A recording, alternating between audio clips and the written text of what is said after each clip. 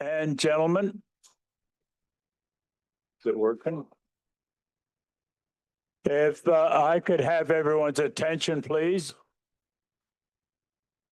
Greta, doesn't seem to be getting any.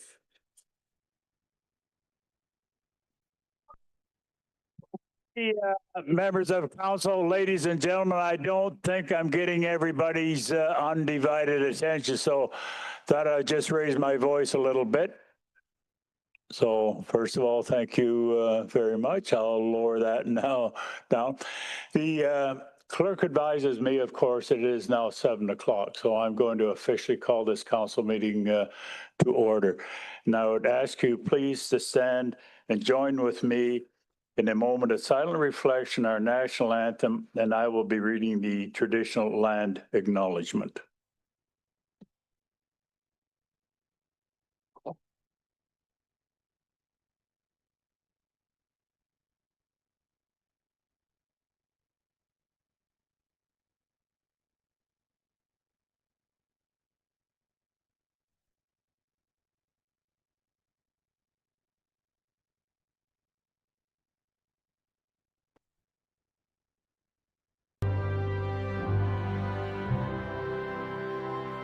Oh, Canada, our home and native land, true patriot love in all of us command. Car ton bras s'est porté l'épée, il s'est porté la croix. Ton histoire est une épopée des plus brillants exploits. God keep our land glorious and free. Oh, Canada, we stand on guard for thee. Oh, Canada, we stand on guard for thee.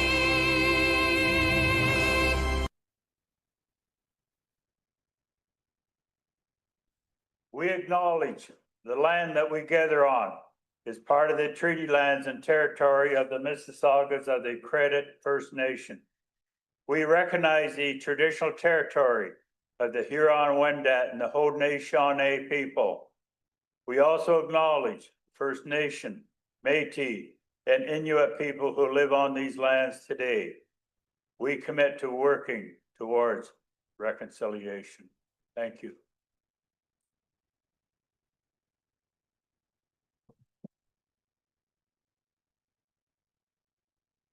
Madam Clerk, agenda announcements and/or amendments.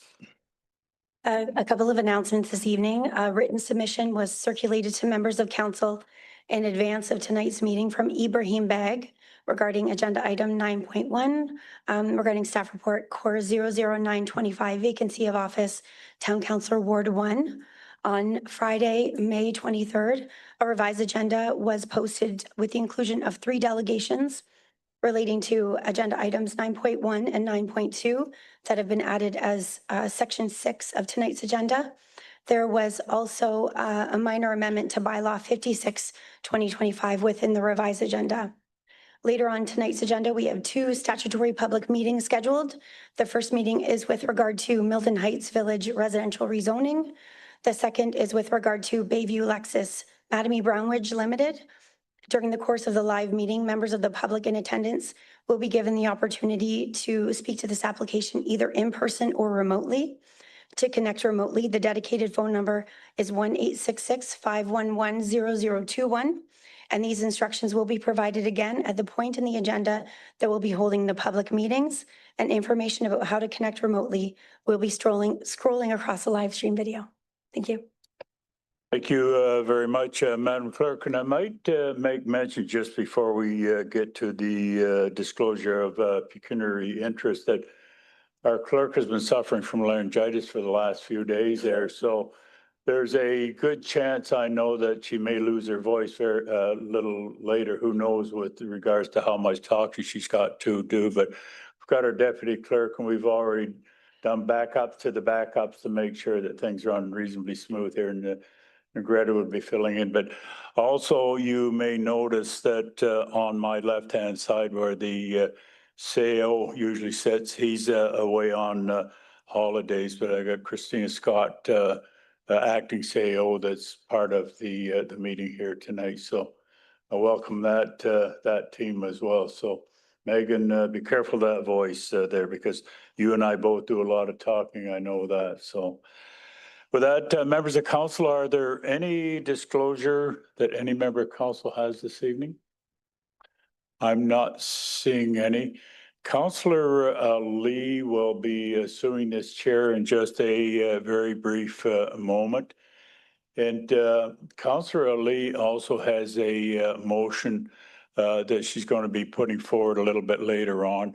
So she can't do that, which is in the chair, but I'll be assuming the chair from Councillor Lee's position. So I'll be handling it from down there, and she'll be staying here. So we may be going back and forth a couple of times, but the clerk will make sure that we do it professionally and the way that it should be carried out. So that's what's going to be happening in the next short while. So with that, Madam Clerk, have we missed anything so far? So this portion of the council meeting is now adjourned.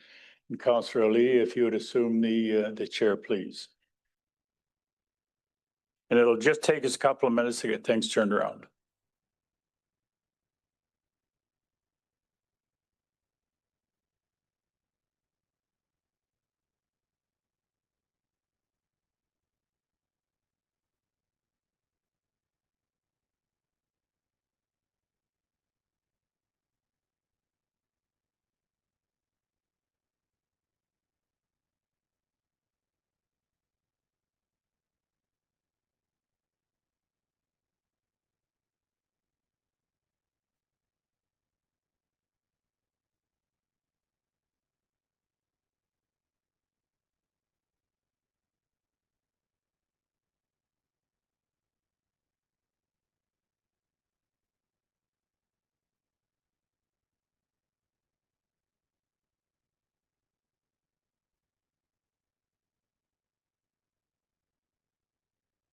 Hello and welcome, everybody. This is Councillor Ali chairing tonight's meeting, and our Mayor Krantz, is now in my seat, and we will proceed with the agenda items as per the agenda. My first item on the agenda is the consent items. And I have a motion moved by Councillor Best and seconded by Councillor Challoner that consent items 5.1 to 5.4 be approved. Are there any questions from council on any of these consent items? Any items that need to be pulled out? I'm seeing none. So in that case, I will call the vote. All those in favor? And that is approved. I just signed.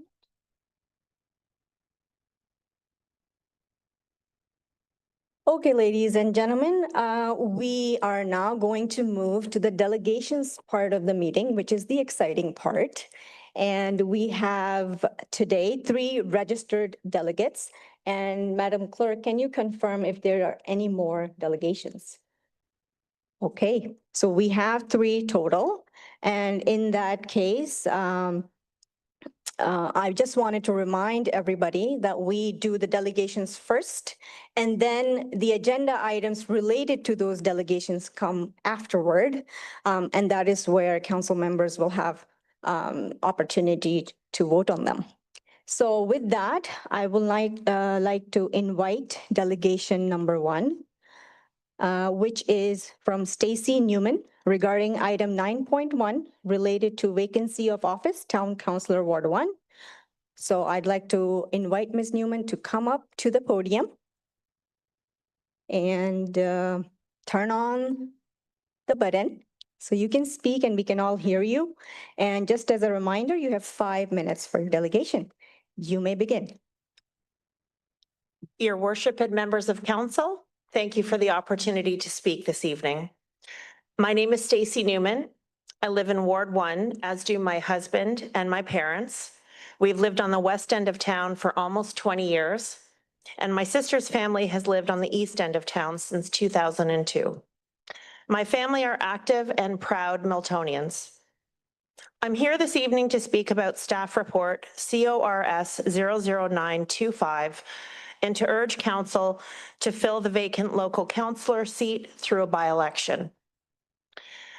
In the current political climate, I believe that many people feel increasingly disconnected from decision makers. Choosing someone to sit on council without a public vote, especially behind closed doors, risks reinforcing the perception that politics is something done to people and not with them. There is an apparent sense of alienation that seems to be growing, and it's important, I believe, that council not make this worse. A by-election isn't perfect. It takes time and costs money, but I believe it is the most open and democratic way for Ward 1 residents to choose our new representative. According to the report, the cost of a by-election is estimated at around $185,000. While this is a significant amount, I understand that the cost may be covered by the town's existing tax rate stabilization reserve. The election reserve is expected to reach $651,000 by the end of this year, again, as I understand the staff report. This is not a choice between fiscal responsibility and public engagement. It is a test of whether we are willing to assure Miltonians that our voices matter.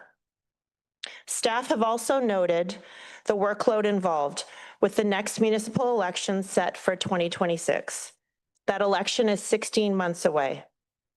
In the meantime, the person chosen to represent Ward 1, whether by vote or by appointment, will likely sit on council for at least 1 year. That's 1 year of critical decision-making on development, transportation, affordability, and land use. These are not routine matters, but critical decisions made in the next year that will change the future of our town for better or for worse. Ward 1 residents deserve to elect someone who will represent their interests and their values in these discussions. Ward 1 includes both urban and rural communities. Residents are facing unique pressures, some related to rapid growth, others to servicing, infrastructure, and land protection. These voices also deserve to be amplified. And whoever fills this seat needs a strong mandate from those they're meant to represent, from both rural and urban areas in Ward 1.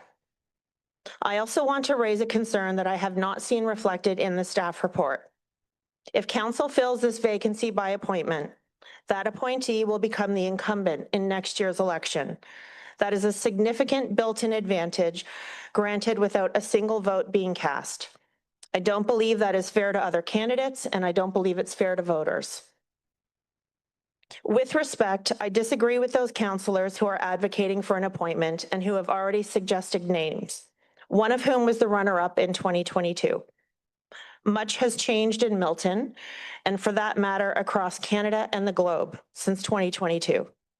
The issues we're faced with today are very different than those 3 years ago. Simply installing a previous candidate is not the same as giving residents a meaningful choice. We need strong, trusted, and accountable representation on council. Through my conversations with neighbors and work in Milton, I feel that Miltonians are not being as engaged as fully as they should or could be on critical issues. I know many of our neighbors are feeling frustrated, anxious, and unheard. Appointing someone to council, especially through a closed-door process, risks deepening that disconnect.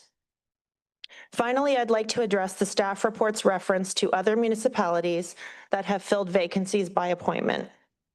While it's true that some communities have chosen that route, I think we must recognize that each community has a unique context.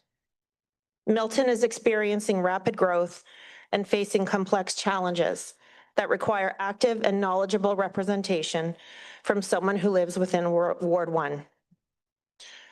For the sake of transparency, I think it's important to share with you that I have been asked by neighbors and colleagues in Milton to seek the Ward 1 seat should I wish to. And I have decided that I will run if a by-election is held. But tonight is not about me. It's about how this decision gets made. And I believe the only fair path is to let the people of... The time is up. So just wanted to make you alert of that. Oh, I'm sorry. Okay. That's it. That's the end. Thank you so much for presenting. I appreciate your delegation. I'm going to look at my colleagues on council to see if they have any questions for the delegate. I am seeing none. So thank you so much for your presentation. Thank It is you. well received as staff have noted. Thank you. You may be seated now.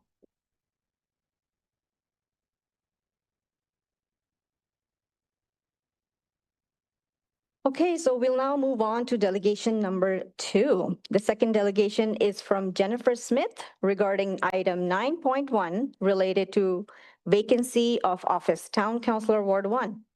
I would like to invite Ms. Smith to come up, turn on the mic so you can be heard. And just as a reminder, you have 5 minutes to finish your delegation. You may proceed. Thank you, Madam Chair, Your Worship, members of council. My name's Jennifer Smith. I live just down the street on Commercial and have been a resident of that house and this ward for over 30 years now. And I would like to express my support for holding a by-election to fill the council seat left vacant by the recent election of Christina Tesser-Dirksen as Member of Parliament. To be honest, I'm a little shocked that there's even a question here, since we're nearly a year and a half away from the next municipal election. But since there are apparently those on staff and on council who think that appointing someone to what should be an elected position for that long is the way to go, let me make my arguments in favor of the more democratic option. First, there are some very important decisions that will be made by this council over the next 16 months, most critically the budget. I, for one, don't want those decisions made by someone who has been selected by a small group, as much as I like and respect all of you, a small group with their own priorities, where the vast majority of you do not necessarily represent the interests of me and my neighbors. Ward 1, as Stacy pointed out, is very unique compared to the rest of Milton. Because it includes both the downtown area and the largest rural area of town. And so it should be represented by someone who understands those unique circumstances. And that person should be chosen by people who understand the ward and its unique circumstances. Second, there's already precedent set just last week by Toronto City Council, where they were faced with exactly the same situation. Not only did they vote in favor of a by-election, they voted overwhelmingly in favor. It was 19-1. Even Doug Holliday, who is a man who never met a penny he didn't want to pinch, voted in favor of a by-election. Finally, and most importantly, this is about democracy. I've never heard anyone argue that elections are just too expensive and we should just maybe do away with them altogether. And yet this seems to be the main argument in this case. Even previous instances where appointment was the chosen route, it was always because a by-election would be much too close to the next election to be practical. It was never about saving money, and nor should it be. The political chaos in the US over the last few months has resulted in a surge of interest in and engagement in our democratic institutions here in Canada. The huge turnout for the recent federal election attests to that. And I predict we will see a similar increase in turnout for both this by-election and for next year's municipal election. But even if we don't, even if we get the same sad turnout that we've seen in previous municipal elections, that doesn't matter. People have a right to the opportunity to choose their own representatives. Full stop. If we circumvent the democratic process for convenience or cost savings, this will only erode confidence in the system and will make people more cynical and less engaged. And we all now know what the results can be when we take our democracy for granted. Thank you. Thank you so much. And you have a minute and a half left. Bravo. No. Thank you for presenting. I am going to look around and see if any of my colleagues here have any questions. I am seeing none. Thank you so much for presenting. You may be seated now. Okay, we are now moving on to delegation number 3, which is via Zoom and it's remote. And it is from Gagan Kasana regarding item 9.2 relating to, sorry.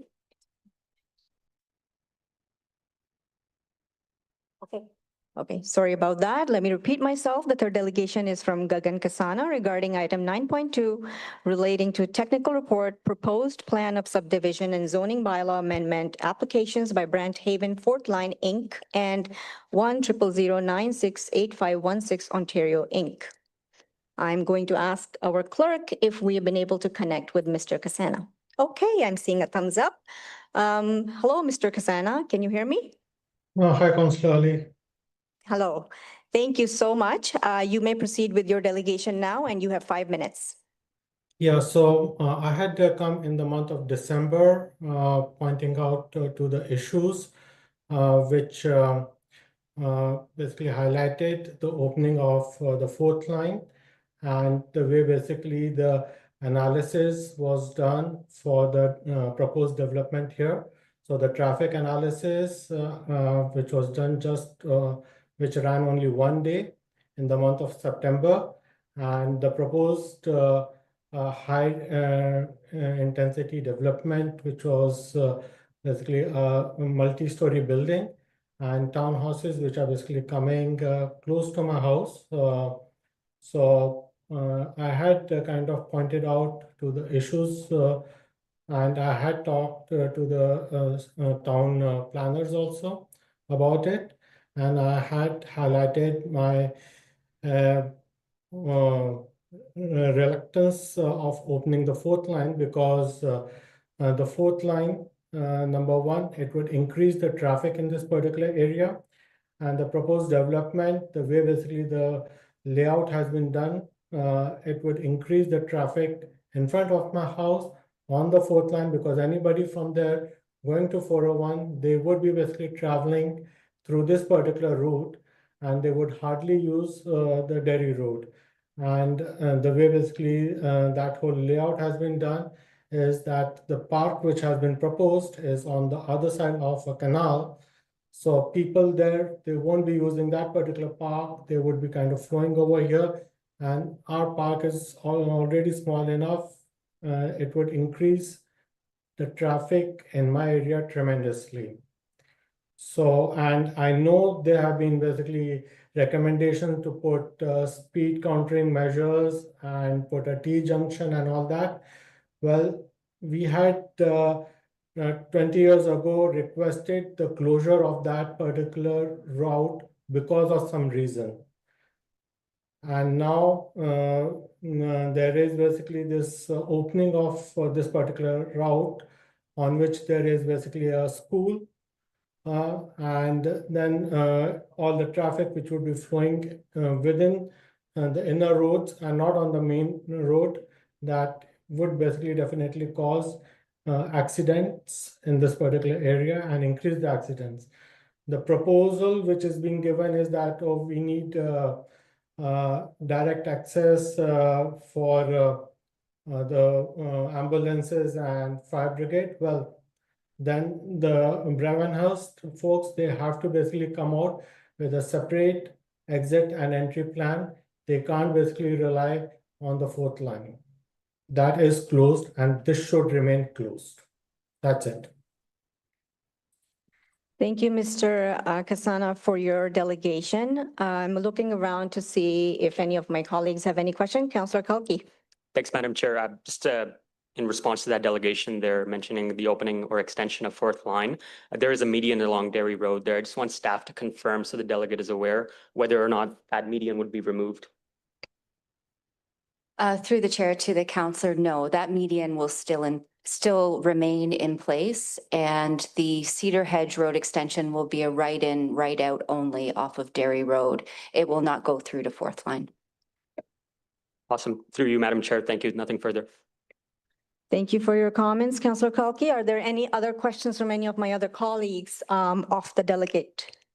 I'm seeing none. Thank you so much for delegating today, Mr. Gagan Kasana. And staff have noted your comments and we'll be reaching out to you via email. Thank you. Thank you. That concludes our delegations sections. So ladies and gentlemen, we'll move on to the public meeting part of our agenda now. And we have two public meetings this evening. Item 7.1, which is the public meeting relating to Milton Heights Village Residential Zoning, is up next. And for this public meeting, I will now call on the town clerk to review the procedure for this public meeting. Thank you. This public meeting is with regard to Milton Heights Village Residential Rezoning. Council will consider related bylaws at a future meeting. If you wish to be notified of the decision, please sign the attendance sheet, which is located at the back of the room, or make a written request to the town clerk at townclerk@milton.ca, 150 Mary Street, Milton. Following a presentation from staff, there will be an opportunity for public comments from in-person and remote meeting participants. As a reminder, the number is 1-866-511-0021. Thank you.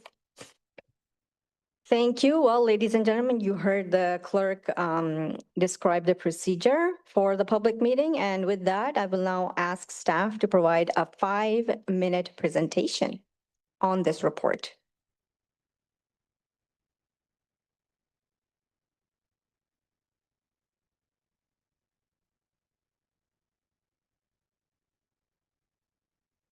Good evening. Good evening. Welcome. You may proceed Councillor now. Ali. I'm going to provide a quick overview of the town-initiated zoning bylaw amendment for the Milton Heights neighborhood. This is the statutory public meeting, so no decision will be made tonight. Through the town's 1997 official plan, council adopted an urban structure to manage growth and guide development in residential areas throughout the town within the 2021 planning horizon. As part of this 1997 official plan, it incorporated 3 new phases of residential development, being Boyne, Bristol, and Sherwood. The Milton Heights area is part of the Sherwood survey and was brought into the urban area through this process and was subsequently zoned future development in anticipation of development within the Milton Heights area in the future. The town utilizes future development zones throughout the municipality for areas where future development may be contemplated through consolidation of lots or where servicing is not yet made available. With nearby developments progressing now and having a clearer understanding of how this neighborhood will develop, town staff felt it was the appropriate time to come forward with rezoning the lands from the existing future development zone to a site-specific residential low-density 2 zone. When we took a look at this process, we looked at existing lots within the Milton Heights area in which there are existing single detached dwellings or vacant lots that are capable of constructing a single detached dwelling. We did not include properties that are subject to the Niagara Escarpment Plan area, lands that are subject to development applications or current development proposals, lands that include multi-unit dwelling types such as townhouse developments, or lands within with existing commercial or industrial uses within the area. The future development zone does limit development on the lands and does limit existing homeowners from their ability to improve their properties. The future development zone only permits uses that legally existed on the date that the bylaw came into effect. It does not allow for changes to the lot, so land division is not permitted. Development of new buildings and structures is not permitted, and additions to existing structures is limited to 10% of the existing GFA. The future development zone also permits a maximum height of 2 stories, but an actual height is not prescribed within the FD zone. The RLD2 zone is an existing zone within the town's urban zoning bylaw, and it is a zone that you will see throughout some of the mature neighborhoods within town. The permitted uses within the RLD2 zone include detached dwellings, duplexes, semi-detached, shared housing, short-term rentals, home daycares, and home occupations.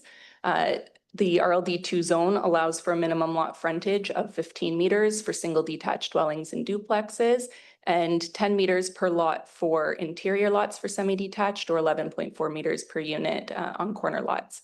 Lot coverage is also permitted on a range depending on the size of the lot from 20% to 30%. So the proposed zoning bylaw amendment would rezone the lands identified as future development to a site-specific residential low-density 2 zone. So it would allow for the provisions permitted within the existing RLD2 zone, but we're looking at adding a site-specific provision related to height, allowing for a maximum height of 8 meters for a flat roof or 9.5 meters for gable, hip, gambrel, or mansard roofs. And we're also looking at adding a site-specific provision to 119 Tremaine Road only to recognize the existing permissions that it currently has for a convenience store use on the main floor. The proposed bylaw amendment does not propose any changes to the existing NHS, Natural Heritage System zone. We are proposing to just do a mapping change for the lands that are currently future development. Compliance with the building code will be required prior to any new development, and this also is for septic systems on properties that may not be able to connect to future servicing. And servicing allocation will be required from Halton Region prior to land division. Happy to answer any questions anyone has. Thank you for your presentation, and I do have a speakers list. I have Councillor Best first. Yes, thank you for your presentation. Could you go back to the map, please? I believe it's on page 4. Is there any way you can enlarge that? That's great, thank you. Yeah, just a question regarding, and something what a resident asked me, regarding the site specification here. You've got some areas I know are in the floodplain. What they're concerned is that you can look at other floodplain areas in Milton, such as on Fulton Street, where new houses have replaced older houses. Is that something that would be allowed? Through the chair to the councillor, any replacements of houses within the floodplain area would be subject to Conservation Halton's regulations. They do have replacement policies depending on the situation. In the event that they were able to get a permit from Conservation Halton to reconstruct their home, they would then be subject to the RLD2 site-specific zoning. Just want that clarified. And also regarding the density of the zone, are the setback requirements the same as the rest of the urban area? Through the chair to the councillor, similar. So you see throughout the mature neighborhood, we do have an area that's currently zoned RLD2, which has tested that zoning since the mature neighborhood study came into effect. So it is existing zoning that has been used throughout town, and it will look similar in built form to some of the existing mature neighborhoods not far from Town Hall here. The provisions that we're proposing do maintain an urban structure and an urban built form, but it does take into consideration slightly larger setbacks from side property lines and the front lot lines than you would see in some of our newer developments to kind of maintain that existing rural feel adjacent to the Niagara Escarpment. And last question regarding 119 Tremaine Road, you have it as convenience store. Is there any flexibility there? Because due to their changes in retail, a convenience store may not work, as we've seen here that it basically closed down a few years ago. Is there any flexibility just having it as a commercial retail area rather than being restricted? Because we've seen this before where, you know, someone wants to open a coffee shop there, they'd have to go through rezoning. Through the chair to the councillor, not at this time, for the reason being that the future development zone is restricted to only allowing legally established uses, and convenience store is a defined use in our zoning bylaw. So at this time, we were not looking to consider other uses through a town initiated application. In the event that a landowner wanted to come forward with a privately initiated zoning bylaw amendment, we could consider it in accordance with the residential designation policies and the Milton Heights official plan policies as well. Okay, just hope that staff are flexible on that. Thank you. That's all. Thank you, Councillor Best. Any other questions from any of my other colleagues? Mayor Krantz. Thank you very much, Madam Chair. Of course, the file on Milton Heights was in the OMB and the OLT for quite some time. What we're proposing here, will it have any effect on some of those court decisions of the past, either positively and or negatively? Through the councillor to the mayor. So this will be approved by town council, and it will not be subject to any board type hearings. It does take into consideration that new development is going to be taking place within the vicinity. So over the past 15 years or so, there have been different points in time where staff have engaged with residents within the area about how they'd like to see the existing lands redevelop. And we've taken into consideration that it is going to be more of an urban built form in the future. So this will be complementary to some of the urban development that we will see from some of the subdivisions that will be starting to develop soon, but will hopefully retain some of the unique character of the Milton Heights area. Thank you, Mayor Krantz. Any other questions from any of my other colleagues? Seeing none, I have one question for the presenter. First of all, is my understanding correct that there will be no ARUs permitted in this development? Through you, Charlie, at this time, it would be subject to the ARU policies that the town is looking at proposing town-wide. So we are not looking at adding any additional site-specific provisions through this bylaw specifically, but any general provisions that would be contained within the urban bylaw would apply. So they would be required to comply with any parking, size restrictions, anything like that. Thank you. Thanks for explaining that. Lastly, is there a plan in place that will protect the existing greenery, the trees in that area? And that, you know, residents don't wake up one day to find all the trees cut out in the area?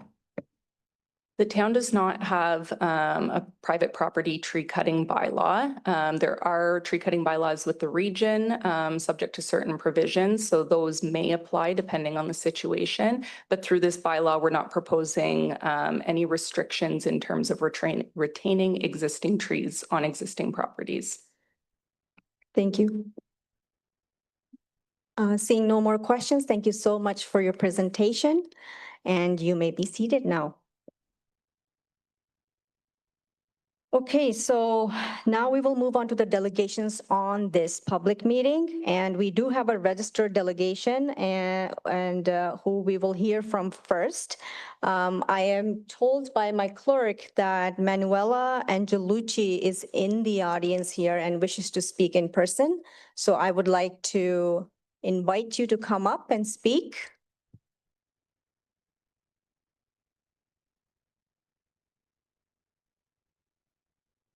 Okay, for the second time, you're invited to come up and speak and delegate on this report. I am not seeing anybody, so I'm going to now invite anybody in the audience who wishes to speak on this. That is how we do the public meetings here. This is your opportunity to come and speak on this report regarding Milton Heights. If you wish to speak, please raise your hand. Come on over, sir. I see you right there. Please come to the podium, clearly state your name and your address. Please turn on the mic. There's a red button. Yeah, thank you. Hi. Good evening. Good evening, Your Worship. Thank you for having me here today. My name is Robert Mesnick at 32 Milton Heights Crescent is where I live. And that's in the Milton Heights Village, or the proposed name for that area. So I only received this notice for this public meeting, a couple days ago in the mail, so I don't have a prepared statement. So, but I do have some concerns with what I received in the mail, and it mostly relates to the fact that there has been, little to no consultation with any of the owners. Myself being one of the owners, I can't speak for any others, but I had no prior notification about this imposed change. Despite the fact that I've been in contact with many individuals from the town, and also Colin Best, I've been in touch with you as well. And it's a bit surprising to have this change imposed at this time without any previous consultation or notice. I'm not opposed to the change per se, but I think it again, back to my main point is that consultation is important, and previous notice should have been had. And at this point, it would be nice to have some of that engagement before the council makes a decision on this matter. one thing to note as well from that map that was put up earlier, you know, it shows only part of the village. Like there's a whole part of the village north of Milton Heights Crescent that is currently being developed. There's a huge property there called Milton Meadows Hunt property, I believe is what the town calls it. It's not on that map. It's not represented at all. That is concerning. There's a 50-story building on that property. There's probably 6 different businesses operating on that property. No one has managed that. That property is, you know, 2 meters across the street from my property, and I'm being imposed with a residential zoning, and that property is not even mentioned in these documents. So to me, that's a glaring item that's missing from your considerations and what's being presented for you to consider. So I just wanted to bring that up. Yeah, I think that's about it. I mean, you know, some of the property, well, no, there's one more point. There's some of the properties have been used for different purposes, like the Milton Hunt property. That's been a mixed use property. My property historically has been a mixed use property. So, you know, things that the council should consider before making these decisions. One last point, since I still have 2 minutes. You know, a lot of these changes seem to be directed by the developer that's doing a lot of work in that area, has a lot of land that they own. You know, and they seem to be guiding or, you know, running how the changes are being imposed on people in that neighborhood. You know, I've been there for almost 5 years now. And, you know, I've contacted council about, you know, getting information as to when sewage would be coming into the area, because we have flooding issues in the rear of our property. We also have flooding issues in the front of our property. And I've contacted council numerous times, and I'm told that, you know, there isn't a plan. It's not understood exactly how it's going.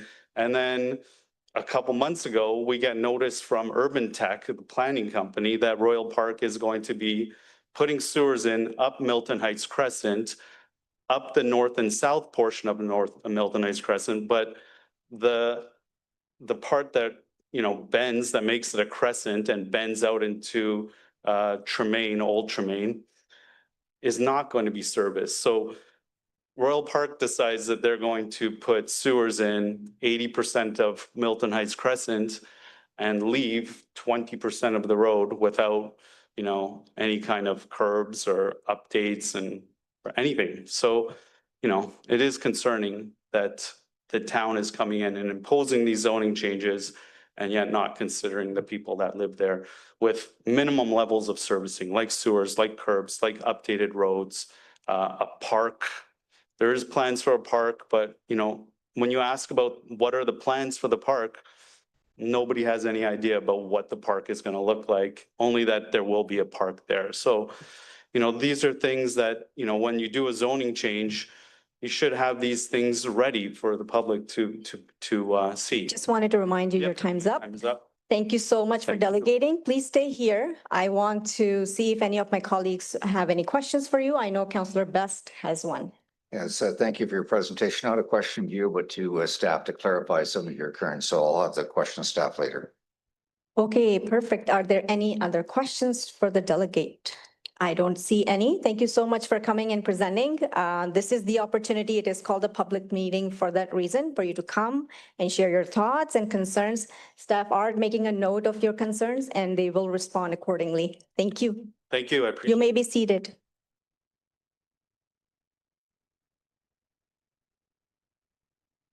Okay, so one last time on this particular report, public meeting, I see another hand raised. Please come on over, sir. Mention your name clearly and your address, and please remember you have 5 minutes. Madam Chair, Your Worship, council members, I just want to make a statement about waking up one morning and having your trees gone. I'm sorry, I live at 17 Third Side Road, been there since 1994. Since that time, I've now lost all my front hedges taken away from me. I have my 2 stone pillars with lights on have been taken away. I have no front lawn anymore. And I asked the developer, well, who's responsible? What's going to happen? Nobody seems to know anything. So I now have no hedges in the front. I got no privacy anymore. I have no stone pillars with lights. It makes it easy to get in my driveway. And no one wants to take responsibility for it. They just said, well, we're taking it away and we're going to do all this. And I'm still without hedges and pillars and no idea what's going to happen. That's all I wanted to say. Thank you very much. Oh, actually, what I really want to say is hopefully we can get our story straight and get the plan together and get the development on one track, because they keep changing their development plans left, right, and center. Like this morning, there's no work being done. No work being done. It's like abandoned. I was wondering, are they going to do development or not? And what's the development plans? And the developers under any timelines? That is all. Thank you. Thank you, sir. You forgot to mention your name. I'm sorry, David Daresi, Daresi. Thank you. I do see the mayor's hand up. Thank you, Madam Chair. When you mentioned the hedge and the pillars there, did somebody come on private property or was this town right away or regional rights away? Because it concerns me because I think that's important. Well, see, that's the thing. When I bought the property in 1994, I thought I had all the property, the hedges and the pillars, and it was all above board legal. We got, easement rights, the whole 9 yards. All of a sudden, it was just, well, we're taking them over. So no one could actually come and confirm that, hey, that I lost, when I bought the property in 1994, well, I didn't really own it, or that portion of it. So I really don't know what happened between 1994 and this year that I've actually lost, let's say, for example, 3 feet of my property. So then I will assume then somebody went in on your property, removed your hedge. Because the property line at the front was not clear, I'm going to have to say yes, but I don't want to be held to that. I do not have the exact property line, how the property line changed from 1994 to this year. Madam Clerk, I suspect the staff may be able to answer that because I would only hope that there's proper surveys, the ownership especially, and I think that's critical. Thank you. Thank you, Mayor Kranz. I'm going to call upon our Commissioner Jill Hogan to respond to that. Through the chair to the resident, hi. What is your address again? 1717 3rd Side Road. I'm the second house west of Street A. Okay, thank you. You're welcome.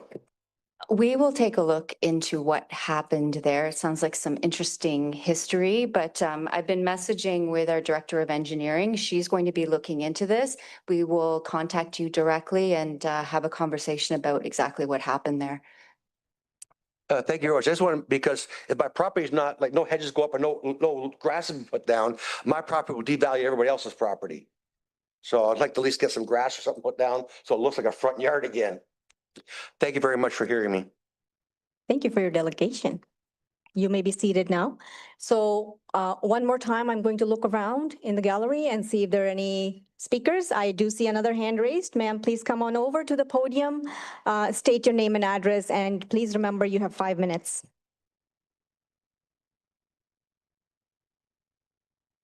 Good evening, Mayor and council members. I was on the delegation list, but decided not to delegate. But on given some of the comments that have been made tonight, it's something that I've been suggesting and requesting actually for a couple of years.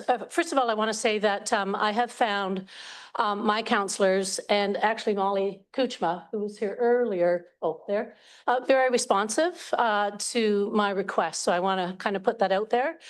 I think it's past time and I would think it would be town staff to convene a public session, an updated information session for the members of the residents of Milton Heights, because there is a whole lot of change going on.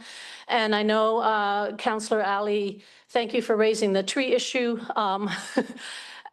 Decisions have been made at the Ontario Municipal Board. There were 50 delegates at that, but we have had no involvement since 2014.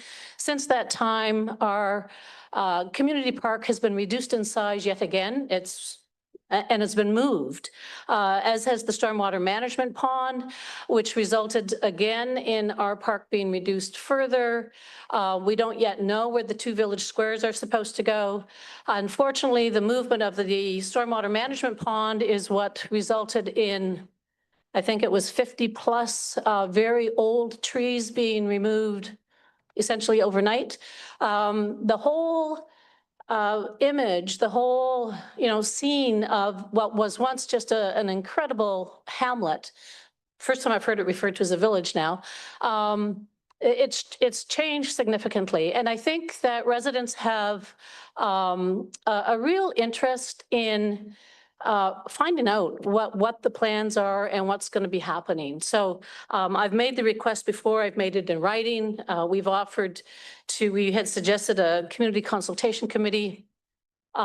Notwithstanding Mayor Kranz's suggestion during the CN Intermodal Hub delegations, we have yet to receive a response, though we've written 3 times, as have 2 other environmental organizations. So we've heard tonight that people have concerns about not being connected and not being part of the community engagement. And I know town staff, I think, often bend over backwards to try and make that happen, and sometimes they don't get a response. I can tell you that there are a number of us in Milton Heights who are desperate to be engaged with council, with town staff, so that we know and have some input into what's going to happen to our little village. And that's all I have to say. Thank you. Thank you, Ms. Roberts. I am looking around to see if any of my colleagues have any questions. I am seeing none. Thank you for your presentation. You may be seated now. Thank you. And for one last time, I'm going to look around and see if there are any delegates on this particular item, which is on the Milton Heights report. I am seeing none. I'm going to ask our clerk if there's any online delegates. There are none. Okay. With that, I will now call the vote. Oh, I have Councillor Best. Yes, thank you, Madam Chair. To planning staff, the first delegation and a couple other ones also mentioned, could we just have some clarification on the process? If on my understanding is correct, this is the first step. What the time frame is and what is the servicing arrangements for these properties, because there is, I believe, some confusion. And also we have 4 different builders. So we have even more situation where it's not all done through one developer, unlike other areas. Through the chair to the councillor, thank you. So in terms of process for this application, this is just the first step. This is the public meeting. I haven't received any written comments. The comments that we're receiving verbally tonight are the first that I've received. So I do encourage any residents to send forward any written comments that they'd like to be included as part of the formal written record. We have heard some concern from some property owners about why they are being included or not being included.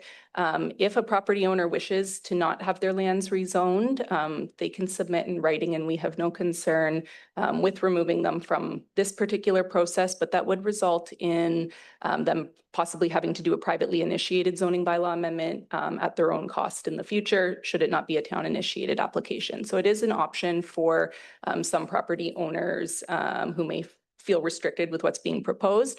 But there are certain limitations that we do have in terms of what zoning we bring forward. The lands are designated residential. We have residential policies in our official plan and in the secondary plan that speaks specifically to Milton Heights. There was also a local official plan amendment that was approved by the board in 2014 that speaks to this area as well. So the zoning bylaw provisions that we are putting forward at this time are respectful of that direction from the official plan as well. In terms of servicing work began to bring sewers up Peru Road about 6 weeks ago now. So it's coming up Peru Road and around Street A, as some people are familiar with, in the Century Grove subdivision. The responsibility of the developer to service lands is within their plan of subdivision, not beyond their limits.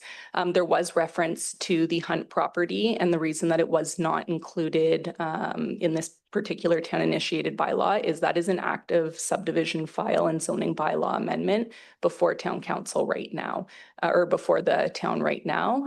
So that is an active development application, which is why it wasn't included. It is anticipated that when that development proceeds, servicing will continue through Milton Heights Crescent, and that portion of Milton Heights Crescent would be rebuilt. In terms of where the servicing would go from there, I would have to touch base with our engineering department to confirm it. But I know there are requirements for how the servicing, the actual sewers can be installed within certain roads within the area. So that's something that I would have to confirm with our staff, and I can get back to the resident on. Just one question in the process. What's the estimated time frame for staff to come back with a technical report with recommendations so that everyone in the room can understand how long this takes? Because this is not just a one-shot deal. It is a lot of background discussion as well. Absolutely. So through the counselor, or through the chair to the counselor, that all depends on the comments that we receive and how town staff decide to move forward. We'll be having a conversation with the commissioner as well as the director of engineering on some of the outstanding items. And we will make a decision on how to move forward, but we will make sure that anyone that has signed the register or has provided written comment or notified us that they want to be involved will be notified of the meeting ahead of time. Could you just give a ballpark figure of how long that will be? At least a couple months. It won't be in June. There's a council meeting in July. There's not one in August. I would anticipate between June and September would likely be when we return.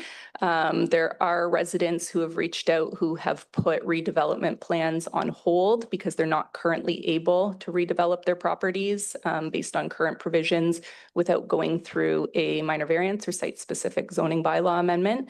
So as an example, there's a vacant lot on Old Tremaine Road. The legally established use is a vacant lot. They cannot construct a house and get a building permit without a zoning bylaw amendment. So we do understand both sides of it, the people that want to be involved and care about how the land's developed, but also the people that want to redevelop their properties and are currently in a difficult position right now. Thank you for the clarification. Thank you, Councillor Best. Thank you for the clarification. I am going to ask one more time if any of my colleagues have any other questions of staff before I call the vote. I am seeing none, so I am going to call the vote. It is moved by Councillor Best and seconded by Councillor Malbouf that Development Services Report DS 02925 be received for information. All those in favor? And it is approved. Okay, ladies and gentlemen, we are moving to the second item in our public meetings part of the agenda, which is item 7.2 relating to Bayview Lexus Mattamy Brown Ridge Limited. For this public meeting, I will now call on our deputy town clerk to review the procedure for this public meeting. I am trying to save my clerk's voice here. So Greta, can you please go ahead? This public meeting is with regard to Bayview Lexus Mattamy Brown Ridge Limited. Council will consider related bylaws later on this evening's agenda. If you wish to be notified of the decision, you must either sign the attendance sheet here at the back table of the council chamber or make a written request to town clerk at 150 Mary Street, Milton, or email townclerk@milton.ca. Following a presentation from the applicant, there will be an opportunity for public comments from in-person and remote meeting participants. During this presentation, a phone number and email address will be scrolling across the live stream video for members of the public who wish to speak on this item remotely via Zoom.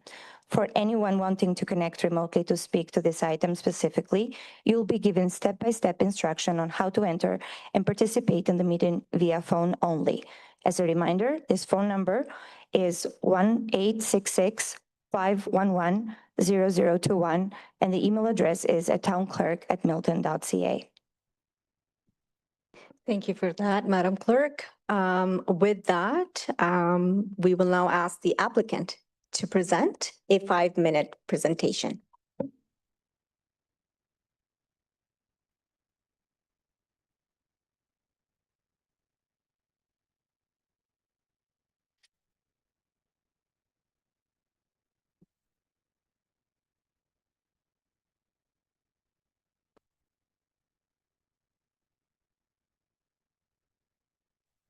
Good evening, members of council and public.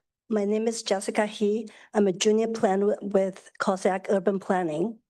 I'm here today on behalf of Mattamy Brownridge Limited to present a proposed zoning bylaw amendment required to obtain building permits in the Bayview Lexus subdivision.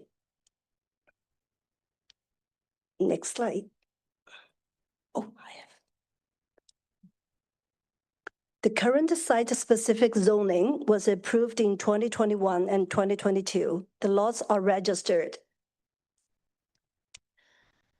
The applicant has updated their typical 36-foot detached model to accommodate a true two-car garage within the development. We are applying for a minor amendment to the existing zoning that affects this 67 lots. Our current zoning requires a minimum dwelling face of 3.3 meter and a maximum garage face of 60%. We are proposing to reduce the minimum dwelling face to 3.2 meter and increase the maximum garage face to 64.2% to permit a series of 36-foot elevations with two-car garages rather than a double wide door. In keeping the intent of the secondary plan and zoning bylaw to reduce the visual impact of a garage, two separate single doors are provided to break up the appearance.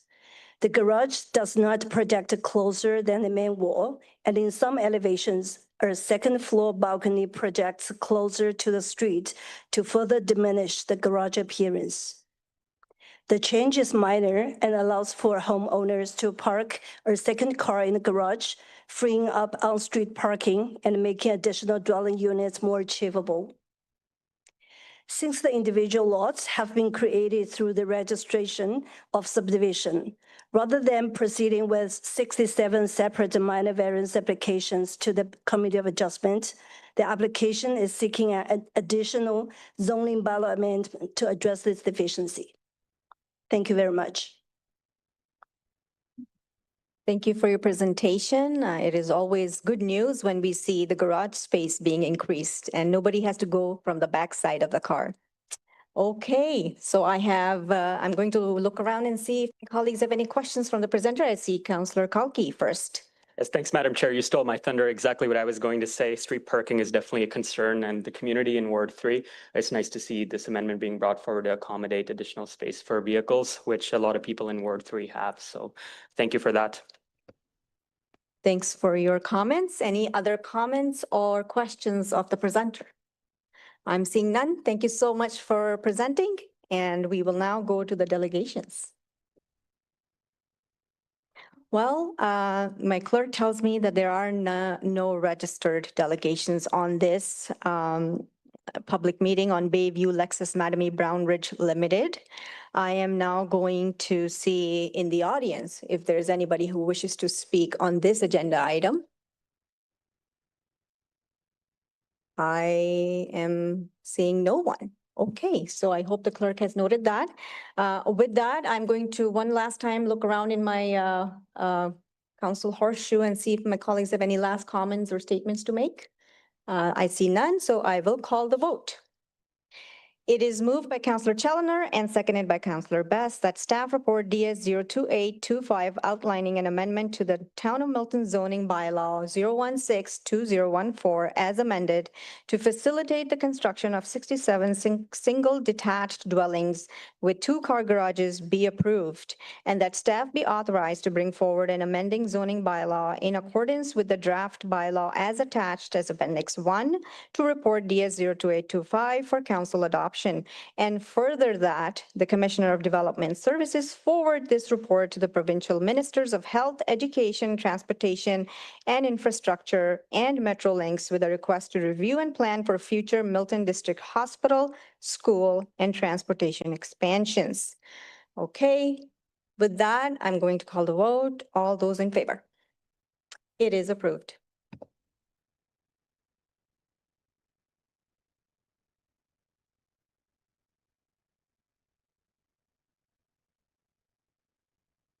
Okay, Ladies and gentlemen, thank you for your patience. We are now through the public meeting part of the agenda. We are entering the presentation part of the agenda, and which is item 8.1 for those who are following the agenda.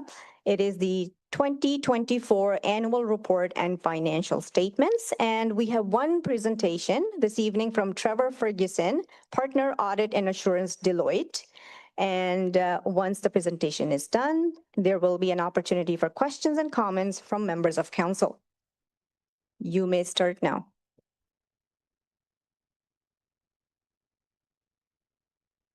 Hi, good evening. Thanks so much for having me here today. I'm excited to see a full house of people excited to hear about a financial statement audit. So this is great. We don't get this very much, so I'm pretty excited right now. I want to start by taking the opportunity to thank management for all the help that they provided us throughout the conduct of our audit, from the treasurer, Glenn and Janetta and Aliona and the entire team. They did an excellent job of providing us the support that we needed in a very timely manner for us to be able to complete our audit of the town's financial statements.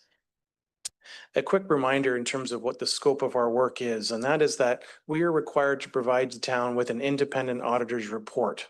That report requires us to be independent of the town, and we are providing an opinion of the fairness of the financial statements in all material respects.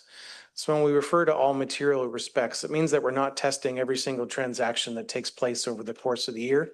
We are conducting our audit with the concept of materiality in mind.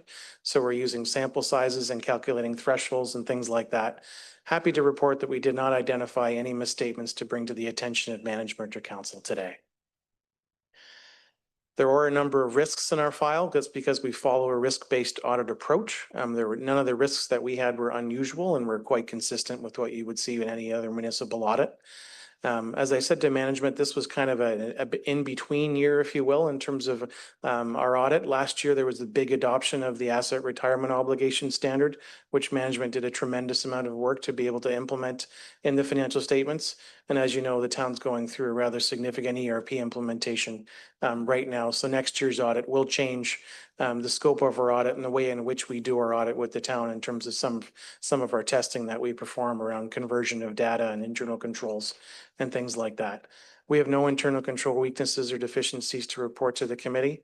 And at this time, our audit is entirely complete. We're just waiting for council to approve the financial statements.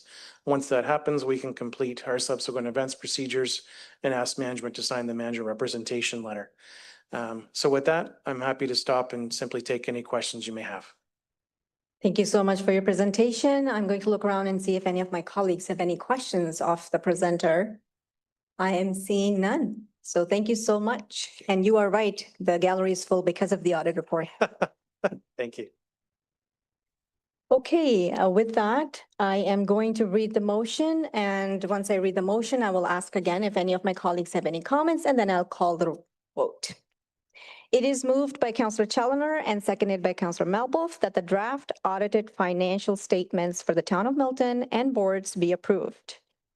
Are there any questions? There are none. All those in favor? And that is approved.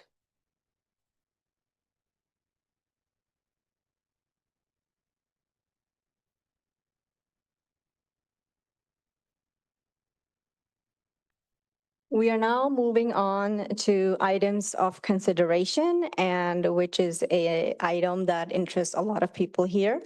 It is item 9.1, and for this item, I will now ask the Mayor Krantz, to take over as chair, as I have motion to deal with within this item. Thank you. Well, thank you, Madam Chair, for that. And again, I had mentioned it right at the outset that I'd be handling it from down here on the floor, and you can stay there after we're finished with this item and conclude the agenda. But before I get to you, Councillor Ali, I know that you have a motion that will be debated and discussed. But before we do that, I'm going to go to the clerk, because there's the possibility of being a little confusion with this, and I think a little clarity as to what may or may not evolve, I think, is really important. So, Madam Clerk, you and or Greta, and again, I recognize that your hoarseness there might just interrupt you. Thank you, Mayor, and thanks to everyone for their patience. I assure you it's probably more painful for you to listen to than it is for me, so I appreciate that. I just have a few introductory comments for the report, and then I can run through just the order of motions and how they would be handled. So this report this evening has two purposes. To declare the seat vacant for Town Councillor Ward 1, and this will be the first item that we're dealing with just to fulfill that requirement. The second is to receive direction from council about which way the vacancy will be filled. So there are options permitted under the Municipal Act, which is provincial legislation, which include appointment by application, direct appointment, and by election. Staff have recommended appointment by application process within the report that would be held in open session of council, just like we are in today. This is the most recent process used by Milton in 2014 to fill a vacancy. If this option were chosen, staff would be provided with that direction today, and we could get started with that process and complete it within the 6-week time period, late June, early July, potentially. Under direct appointment, direction to staff would be required, including the applicable name. We would need to confirm eligibility and the willingness of the candidate, and that would need to be verified before a bylaw would be brought forward to council for consideration. This process has also been used by municipalities to fill vacancies. And if that were selected, then we could likely have that process completed at the next, by the next meeting of council. Under the by-election option for Ward 1 voters, staff have included a number of items for council's consideration, including just potential impacts to ongoing and planned projects for 2025, our preparations that are currently underway for the next municipal election, our limited staff resources at this time, and just potential impacts to operational and/or customer service matters.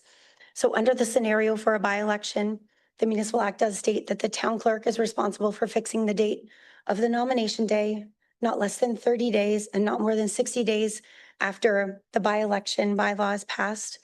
Voting day is 45 days after nomination day. So as indicated in the report, we would anticipate needing the maximum amount of time available under the legislation, which would mean an early election date, an early October election date potentially. If there's direction to staff to proceed with a by-election tonight, a bylaw would need to come forward at the next council meeting for approval. So just some procedural items for council tonight. As I stated before, we'll deal with declaring the seat vacant because we have to do that under the legislation. The next vote would be the staff recommendation for appointment by application. Then the motion to proceed with a by-election that Councillor Lee will be putting forward. So that is the order in which that would be handled. Thank you very much. And I was just checking with the deputy clerk there. We do have a motion. This will be dealing with the vacancy to declare officially vacant. I have a motion moved by Councillor Melboof and second by Councillor Chandler that Milton Council declare the office of Town Councillor Ward 1 to be vacant as required under Section 262 of the Municipal Act 2001. Councillor Ali. Thank you, Mayor Kranz. I will just take this opportunity to congratulate our colleague, past colleague, Christina Tesser-Dirksen, on her victory on election. She served our council with dedication and a lot of expertise, and we will surely miss her, but we wish her all the best. I think every one of us would echo those sentiments. Councillor Melboof, is it on the vacancy seat? If it is, go ahead. No, the motion's quite clear, so. Okay. Councillor Best, not on that. So any other questions on the declaring the seat vacant? Those in favor of declaring the seat vacant, that's carried unanimously.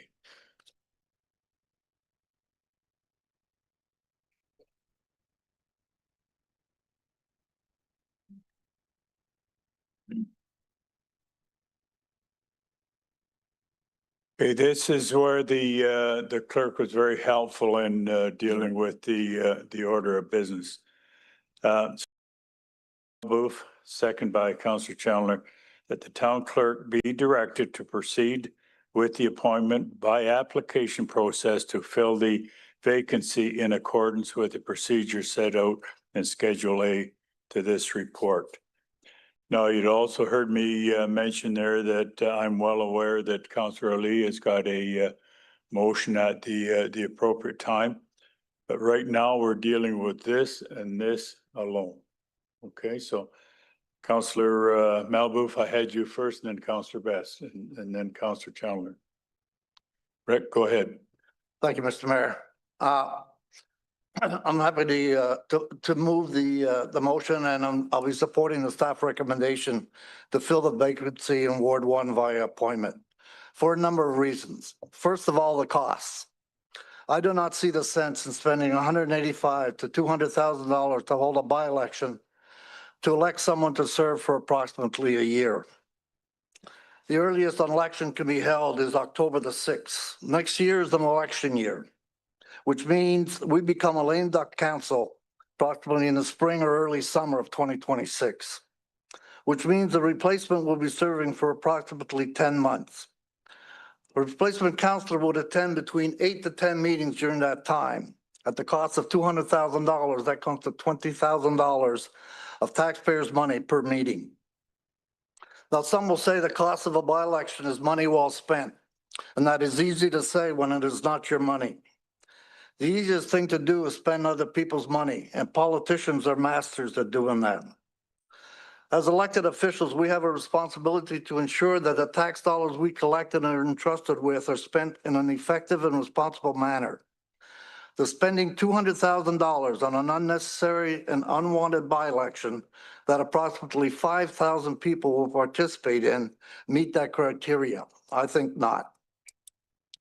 Why should the taxpayers of Wards 2, 3, and 4 have their tax dollars used to pay for an unnecessary and costly by-election? Simply to satisfy the wants of a few individuals. Some of those individuals don't even live in Ward 1. I have received three emails asking me to support a by-election option. 2 were from the same household. But I've heard from a lot more people, including people from Ward 1, saying, do not waste our tax dollars on an unnecessary and unwanted by-election. Now, we heard the issue of democracy being raised. Well, Mr. Mayor, this council was democratically elected to serve this community as a whole. We constantly make decisions that impact residents in other wards than our own. We base those on the decisions on what we believe is in the best interests of all our constituents, not only those in our ward.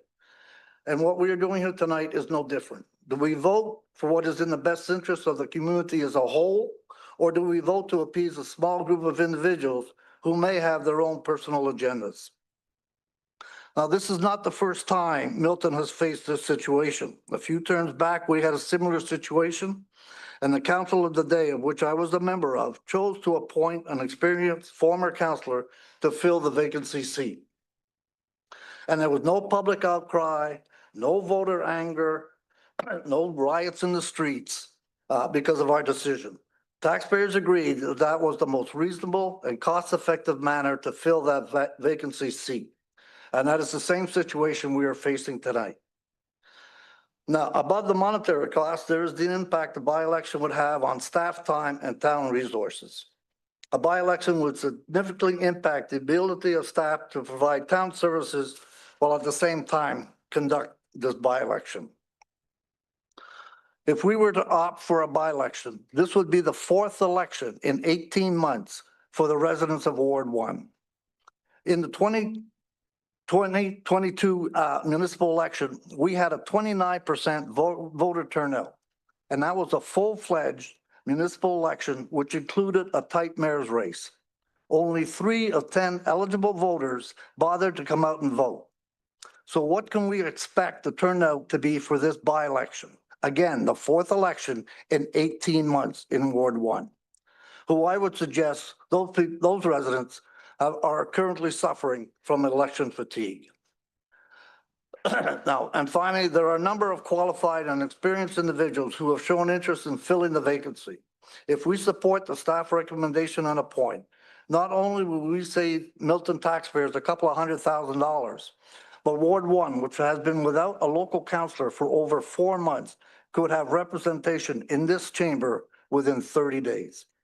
So I would urge members of council to do the responsible thing and support the staff recommendation. Thank you, Mr. Mayor. Thank you very much, Councillor Melba. Councillor Best. First of all, two questions to staff, if the clerk isn't able, and I sympathize with losing your voice. It's probably the worst thing a politician can have. Just to her or to anyone else, is regarding the meeting that you stated, that the next council meeting, could that be a special council meeting? Because we have a council meeting or a committee meeting scheduled for June the 9th for a workshop. Could that else be added as a special council meeting? Because I don't think it would take you too long to write a report stating, if a by-election was chosen, could that be implemented? If Councillor Best could jump in just before the clerk answers that. Quite regularly, the clerk and I confer with regards to special, whether it be workshops or meetings. So I can tell you that definitely could happen with the concurrence of the clerk and myself. Other than the concurrence with both of us, it wouldn't happen. But Madam Clerk, and I think we've got a pretty good track record. Thank you for the question, through the chair. With that, we do have a council workshop in advance of that. Moving up the date at which council would consider the bylaw would move up the entire timeline for the by-election. The concern with that is that we currently do not have any dedicated staff for elections right now working for the town. So we need more time in order to prepare, to make the preparations, to consult with vendors, to get contracts and agreements into place, to secure voting locations, to meet with candidates, educate candidates, and prepare all of those messages and communications to voters so that everyone is fully informed heading into an election. We need that time, if I'm being quite honest. Okay, I'll highlight my issues on that. Second question, it doesn't have to be the clerk, because I can see you're suffering there. What is the current population of the town to the best of a staff's estimate?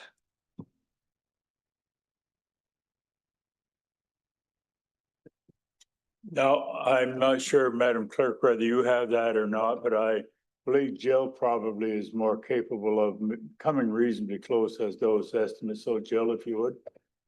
It's in the order of 155,000 right now. And we're growing by about 5,000 people a year? Okay, some of that's going to be in Ward 1. Could staff put the slide up that I requested? I just have a couple of minutes of comments and I'll have more when I have motion. Or the secondary to the Councillor Ali. If you could just scroll up. This is right from the town's website. Yeah, I know it was a little on the large side there. Yeah, if possible to reduce it a bit. Yeah, if you, go down a bit. Yeah, I appreciate that. Yeah, I don't know if you can enlarge that slightly. This is the council responsibilities. If you look at the third line from the bottom, it says ensuring the municipality is accountable and transparent, including the activities of senior management. Well, I don't know what's more accountable but an election. So I'll be highlighting that more in the debate about the amendment. Thank you. Further, Councillor Best, at this moment? Okay. A lot more later. Councillor Chandler? Thanks, Your Worship. My question to the town clerk was, I know that she'd gone away to calculate what the staff cost would be. That was not included in the report. Thank you. Through the chair. The number that was included in the staff report did not include staffing costs because there would not be any net new impacts for salaries. But we were asked to pull together some numbers just in terms of positions that would have to be redirected for elections. So this would include town clerk staff, communications staff, any other positions that we would need to lean on. And we've estimated that it's somewhere in around 150,000 to 200,000 for those months. Thank you. Your Worship, I will make my comments. I'm not going to repeat what Councillor Malbooth has said. I agree with the staff recommendation to appoint. The cost has been mentioned. We now know what the staff cost is, so it's almost $400,000. This person's going to serve for 11 months, as Councillor Malbooth indicated. So an election in October, we go lame duck the following September. The vast majority of municipalities that have been put in this position since the beginning of the year have gone up the appointment route, and I include Midland, Collingwood, Kitchener, Waterloo. There are going to be more before it's over because of the federal election. Some people like Christina were elected to federal parliament, and so there will be local decisions to be made, and the vast majority of those will be appointments. And I think that, you know, for us, given the cost, that's one thing. But then it was pointed out important decisions need to be made. Well, there are now potentially important decisions that won't be made, important work that will not be completed. It's highlighted in the report because our staff will be working on a by-election instead of on important work that is a work plan that was voted on by this council that they do in 2025, and it's now not going to happen. So if this goes forward as possibly anticipated. With respect to Ward 1, and Councillor Best has talked a little bit about it. He's going to talk a little bit more about it. I represented a portion of that ward in the 1990s, so I have some indication. I was also born in what is Ward 1 today, as were you. Yeah. The cost to run a campaign these days, and I've been involved in a few. Outside of the mayor, I've probably managed more campaigns cumulatively than anybody around this table, municipal, local, and provincial and federal.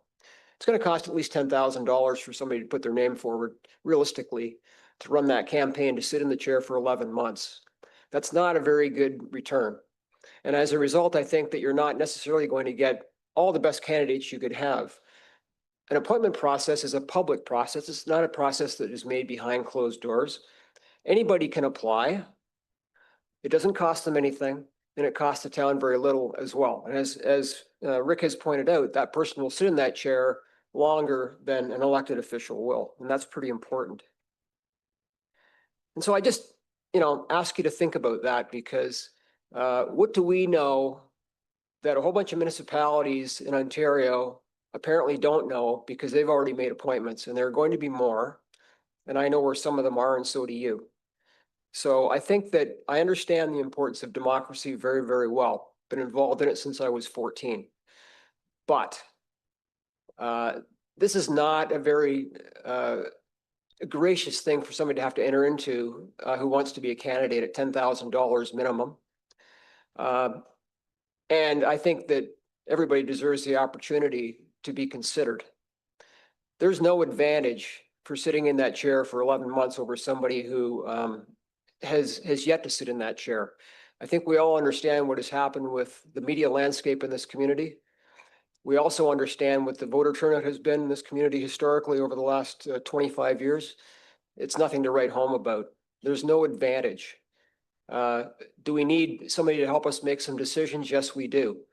But we're going to make it harder on ourselves to get some work done that will help us make better decisions. And so that's why I support the staff report that calls for an appointment process. Thanks, Your Worship.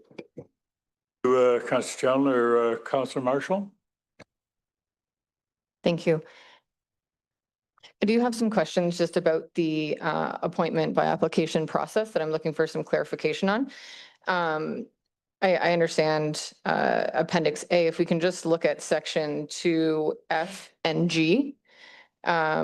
So at this point, I believe we would have, if we go this way, reviewed people who have put their applications forward, and then we would be voting on specific candidates. And if there is not a majority, and I'm looking at Section F, am I correct that names would be put in a hat, and then Madam Clerk, you would draw a name out of a container, and that randomly selected applicant would then be excluded? Madam Clerk.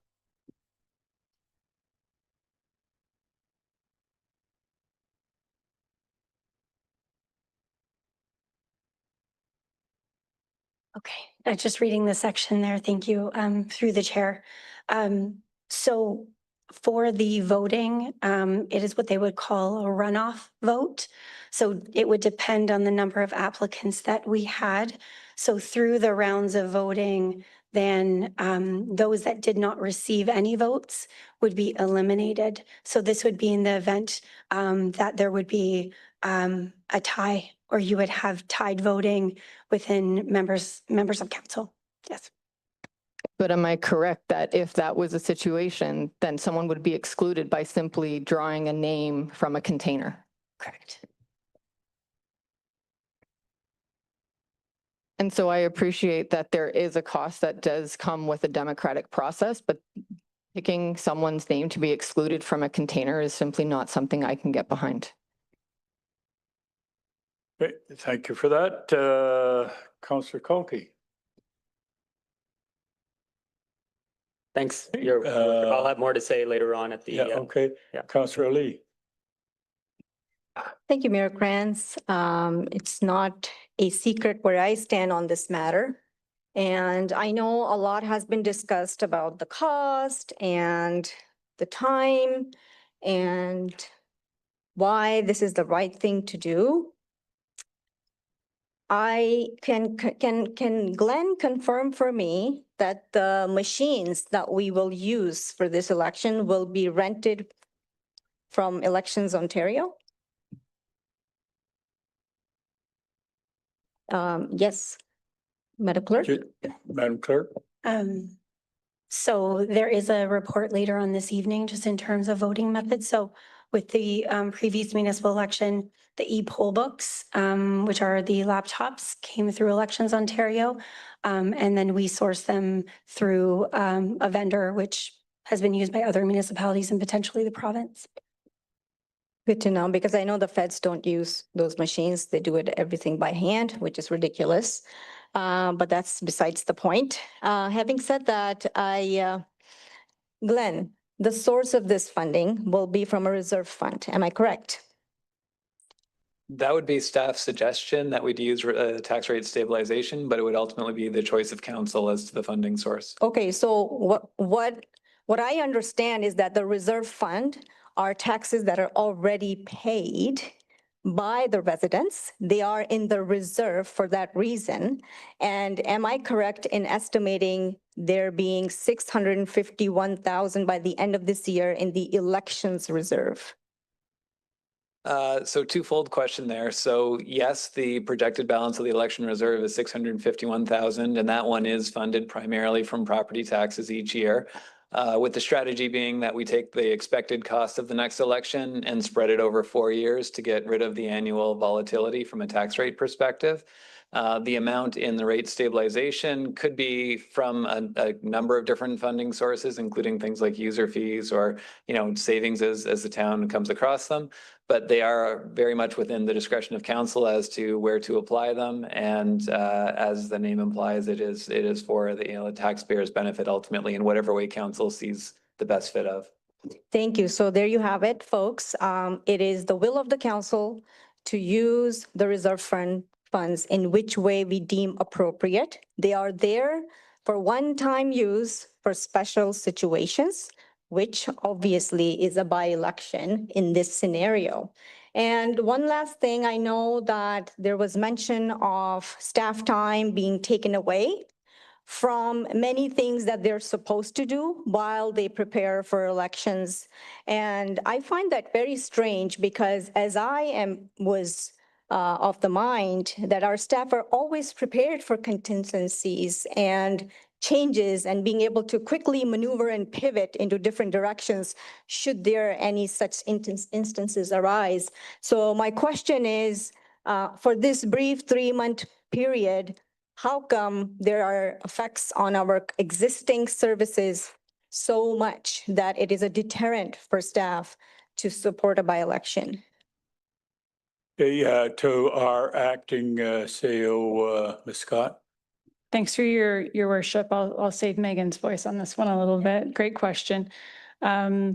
I guess the best way to describe it is we take a tremendous amount of pride in the work we do here as town staff, and we always try to our best to find a way to make it happen, to deliver on projects, to be responsive, to provide the best customer service that we can. Everyone knows here we are a small but mighty team. Some people would say lean, but I'm going to say small and mighty in this circumstance. And we always find a way to balance the day-to-day with the project related items and some of those incidentals, like you mentioned, some of those one-offs. A by-election would become the main priority of the Legal and Legislative Services Department, Megan's team. So it will have an impact on our ability to deliver on all of those other, I would say, the things I just described, the day-to-day, the meeting of timelines for projects, et cetera, because it would become our main priority. We would also be restricted to a specified time frame, which is determined obviously by the legislation. So that also makes it challenging. Of course, we will do our best, to fulfill whatever the desire and the will is of council to do it. But we will have a challenge balancing a project of this significance with all of the other projects that are in the queue in our day-to-day. So we would ask if council was to go this direction to just pack your patience and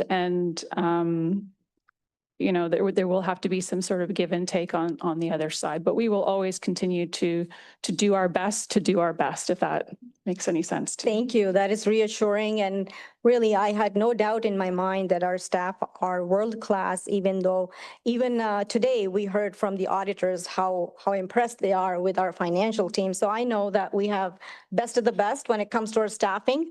And, with staff being busy with elections, if there are lesser tickets giving out to residents, I think it's a win-win. Having said that, one person brought up the $10,000 cost for the candidates. The candidates who are hoping to run and win are aware of this cost. And this cost would be lower if there were members of council here who were part of council last term supported banning election signs, because election signs are the biggest cost for any candidate. But unfortunately, at that time, there were council members who used the word democracy to not support an election sign. So I hope tonight the same council members will be supporting democracy again. And with that, I want to end my rant and my opinions by saying, let's not do the easy thing, let's do the right thing. Thank you, Councillor. Now, for the second time, I have Councillor Best and then Councillor Chandler. Colin? Just a question of clarification to the clerk or the commissioner acting CEO to save her voice. I understand that the elections coordinator is in the process of being hired. It's closing on May 29th. What is the date that they are expected to be underway in terms of hiring? Megan and/or Christine on that point. Megan? I can speak to it again, if you can bear my voice. Thank you. It's true that we are currently in the middle of a hiring process for an election coordinator, which we had already had in place to help us with the 2026 municipal election. It's our common practice to get someone in place so we can really get things moving.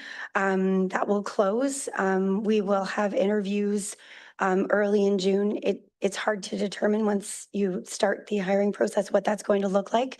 Our HR team has advised that hiring, going through the entire process from start to finish, can take up to 10 weeks. Thank you for the answer, and just a few comments, and thanks for the clerk for your answers to the questions that council has posed. And similar to Councillor Marshall, there is a lot of opportunities here. And by the way, it is 17 months. I don't know about everybody else, but I work every day for the town. Our term ends on November 14th, 2026. You do not just come here for council meetings. As Councillor Tesser-Dirksen highlighted, she also served on the Chamber of Commerce as a board member, a member of MEDAC, the Downtown Milton BIA, Conservation Halton, about 3 volunteer committees that as a councillor you expect to be on, such as Nasqueya Community Consultation Committee, Campbell Community Association, and anything else that comes up. It's about 10 to 20 hours a week minimum. Plus, phone calls anywhere from 5:45 in the morning over a parking ticket to 2:30 in the morning for someone telling you that the ice storm has now knocked out the power on the escarpment. There's lots of challenges out there. We all know them. And by the way, we all earned our position here. We all had to go out there in the rain and the wind and sometimes some of us, the snow, because we used to have elections a lot earlier, Your Worship. This position is not for the faint of heart. The people in the audience, and by the way, if they're not in the audience or watching, they shouldn't be a candidate because you should be interested right now. And you have to be active in the community. I disagree with Councillor Challoner. I've done all my campaigns at less than $10,000. Maybe I'm just frugal. But when you work out the population cost of this town, here's my contribution, $2. Whether it's staff time or part-time people. As I mentioned to the clerk, Milton's also a unique position. We've had 3 provincial elections in the last 3 years. 2022, 2024 by-election, which, and by the way, that was done within 75 days from February 16th when Parm Gill resigned to May 2nd when MPP Hamid, who also supports a by-election. You notice in federal or provincial, and as our speakers mentioned earlier, that there's no question if a federal or provincial member of parliament or provincial parliament resigns or vacates for some reason, there is a by-election. And whether it's as in Councillor or now MPP Hamid, it was only 9 months between his by-election and the election. So I believe that we should be going to election. I understand the concerns of the cost, but as I mentioned to the clerk earlier, we have an experienced team of Elections Ontario people that use the same tabulators or optical scanners. I've talked to many of them and they're willing to work tomorrow. I estimate, and I'll be, if this does come to a by-election, send it to the clerk how we can save money by using part-time staff that only have to be on duty for about 20, maybe 30 hours for their frontline staff and saving us considerable, because I understand the concerns the commissioner has in terms of taking away staff. These people are already trained. They're ready to go. And they did it provincially within 29 days for a snap election. Federally, the same people, almost the same people work in every election. And Mayor, a number of them in this ward as well, that, 37 days for a federal election. Both of them are, this is a unique situation. And I've worked a number of elections where you had back-to-back elections. The people that were cleaning up after the provincial were setting up for the federal. They're ready to go. And by the way, we also had 74% turnout in both ridings federally last month. It shows that people are interested because I don't know about you, but looking around the world, democracy is under threat. This is a place where we can make a stand and say, yes, we care about our leadership. We want them to be accountable. We don't want people being picked out of a hat. I thank you for that, Councillor Challoner. Yeah, I don't disagree with Councillor Best's sentiments about democracy. But certainly the math is a little hard to encumber. I'm talking about, person's responsibility to council is 11 months. Yes, that person may sit on some committees that go beyond into October and November, and beyond that actually, until they're replaced. But by and large, their legislative responsibility is 11 months. The 185 is going to have to be made up in 2026, in the 2026 budget, whether it's a capital reserve or it's an operating budget matter. That money needs to be replenished. And so, yes, we do have reserves, but those reserves need to be replenished. And so we will have to find the money somehow in 2026. With respect to the comment that Councillor Marshall made, that's a highly unlikely scenario. That's not a common scenario. It's more likely that a candidate would become non-compliant than they would be knocked out of a hat. So let's put that in perspective.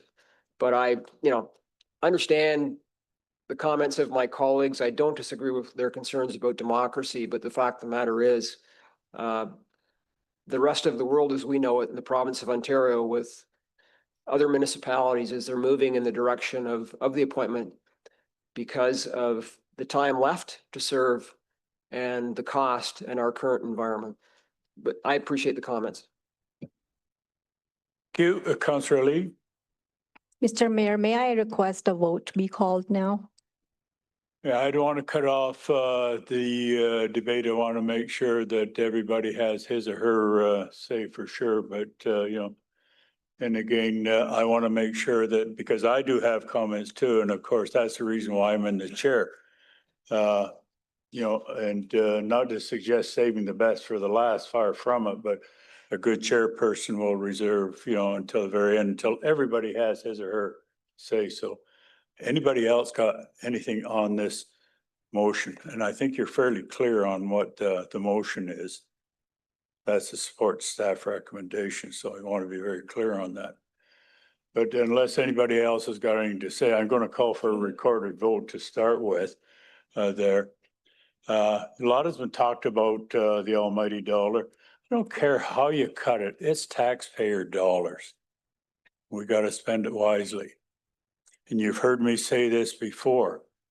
At the end of this council term, nothing to be proud of. We're probably, when I see the majority of this council is probably going to be pushing a 40% increase in property taxes. So I just want everybody to keep that in mind, depending what happens, but it's not going to be far off 40%. And every one of us has supported 40% over this term of council. I'm sure that we'll all hold our hand up and say, yeah, I supported 40%. I'm sure that'll happen. But anyway, I can assure you that this is not the hill that I'm going to die on. That's for darn sure. Democracy is fragile, but it's also expensive. I know that, and I don't have to be reminded of that as well. But common sense has to dictate sometimes as well. The appointment process is open and transparent. Clerk has already touched on that, and it's worked well for this community in the past. So I'm not about to, and I'm going to round this off. I know $185,000 has been mentioned. It's probably going to be close, but I'm rounding it off at 200,000 if we're lucky. That's just the start of it. Double that or more. Talk about $500,000. I don't care how you cut it. It's going to be a lot more money than $200,000. I can assure you of that. Taxpayers' money. But other than that, I have no opinion on it. So, you know, Madam Clerk, you've heard me call. I'm going to read it out again so everybody's very clear. Moved by Councillor Malboof and second by Councillor Chandler, and be it resolved that Town Clerk be directed to proceed with the appointment by application process to fill the vacancy in accordance with the procedure that's set out in Schedule A to this report. So I'm calling for a recorded vote. So Madam Clerk, it's over to you. Thank you. So all members of council wishing to vote in favor, please stand.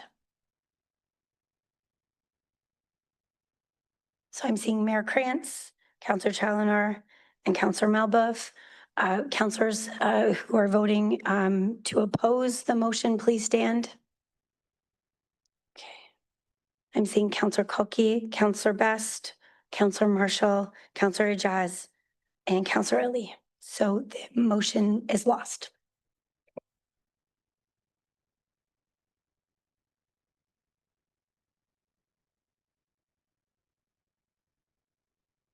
Thank you very much for that. Now, Councillor Ali, I'm going to come to you. And again, at the outset, I mentioned that you have a prepared motion here, and I'm going to read it out.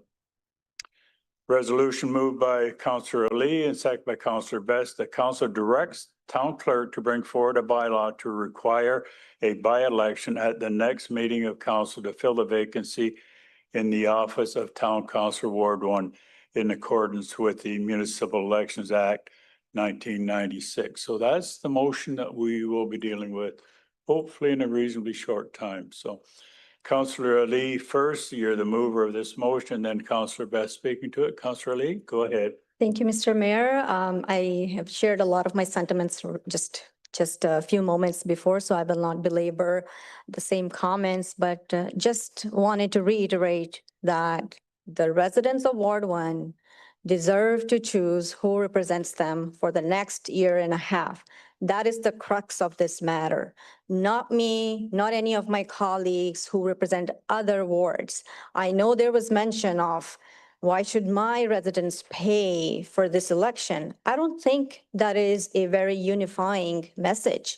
We all work together for the betterment of our town. So when we have a democratic and a transparent election wherein the Ward 1 residents are able to exercise their right to vote and have their say in who gets to represent them and advocate for them in this empty seat, that is the best of Milton, and that is the right thing to do. So with that, I will request my colleagues on council to vote in favor of this motion. Thank you. Thank you. Councillor Best? And similar comments, much has been made of the voter turnout. The last time we had a by-election in town was June of 2007. Some of us might even remember it. There was 5 candidates, 20% turnout, total cost about $50,000. I've already mentioned to the clerk how we can save money. I'll send some more this week of how we can save even more because, you know, democracy, as the mayor mentioned, is fragile, but there is a cost. And I believe we could save it. As we might remember at budget time, I saved the town $1.2 million by not having a study commenced in 2025. Not a great deal was made of it, but we can save in other areas. But democracy is critical, having people at the table that earn the site, because, you know, this is, as some of us might remember from that we're on for 3-year terms, this is equivalent to a half of a 3-year term. And as shown by in the newspaper article I passed around to council, City of Toronto has their Ward 25, which has 102,000 people that they're holding a by-election, as was mentioned by the delegations. But that's 5 times the size, but they're only estimating $550,000 for the total cost. Why are we coming in at 200,000 and 300,000? So I'd ask the staff, you know, break down those costs and find out, you know, efficiencies there, because we can do it. Those tabulators are ready to go. The staff, we have trained staff, part-time staff that we can save on the front line so that we have people that know what they're doing at the work. And also, I look forward to having someone also representing Ward 1, because the last 3 months during Councillor Tester Dirkson's leave of absence, Ward 1's been underrepresented. I can only do so much. So I'm looking forward to have a colleague. Okay, I'm going to, in just a brief moment, go around and see if any other councillor wants to speak. I don't have a list yet, but our acting CEO's got a comment to make. I know that, so. I just wanted for all council's information, because we sort of thought that maybe the City of Toronto example would be used. And I know I talked to a couple of councillors about that today. And just for everyone's information, the City of Toronto have approximately 30 full-time staff dedicated to elections alone. And so I would want to verify that $500,000 number is in addition to actually physically run that election. So I just wanted to just for some perspective on that one. Okay, Councillor Best, you had the floor on that. Well, I'll be interested to see, because from what I've seen from the provincial and federal elections, it could be done for, you know, a lot less, and actually even have the pay scale, which is a lot less than most municipal employees. And oh, by the way, out of the 400 employees we have provincially, we had 3,300 applicants. So people are willing to work for that pay. Okay, very good. Councillor Rajas, go ahead, please. Thank you, Mr. Mayor. Elections belong to the people. I want to begin by affirming that all 3 options before us, direct appointment, appointment by application, and a by-election, are equally democratic under the laws of the province of Ontario. That said, I've been reading social media posts from both residents and elected officials, and I've noticed a narrative forming, suggesting that only a by-election is democratic, while the other 2 somehow threaten our democracy. Let me be clear, that is not the case. All 3 options are legitimate, legal, and democratic pathways. The motion before us tonight carries with it significant implications: cost, time, resources, and the efforts of our dedicated staff. Whatever decision we make, we must acknowledge the impact and responsibility that comes with it. If tonight's decision is in favor of a by-election, I want to take a moment to sincerely thank and recognize our town staff. Organizing an election is no small task. It requires an extraordinary amount of planning, coordination, and hard work. and from the bottom of my heart, I appreciate all that they will do to make it happen. After reflecting deeply and reviewing calls, emails, and in-person conversations, it is clear that the public's appetite is for a by-election. I will support that option, not because it aligns with my personal preference, but because it reflects the will of the public. Elections and decisions about elections belong to the people. Thank you.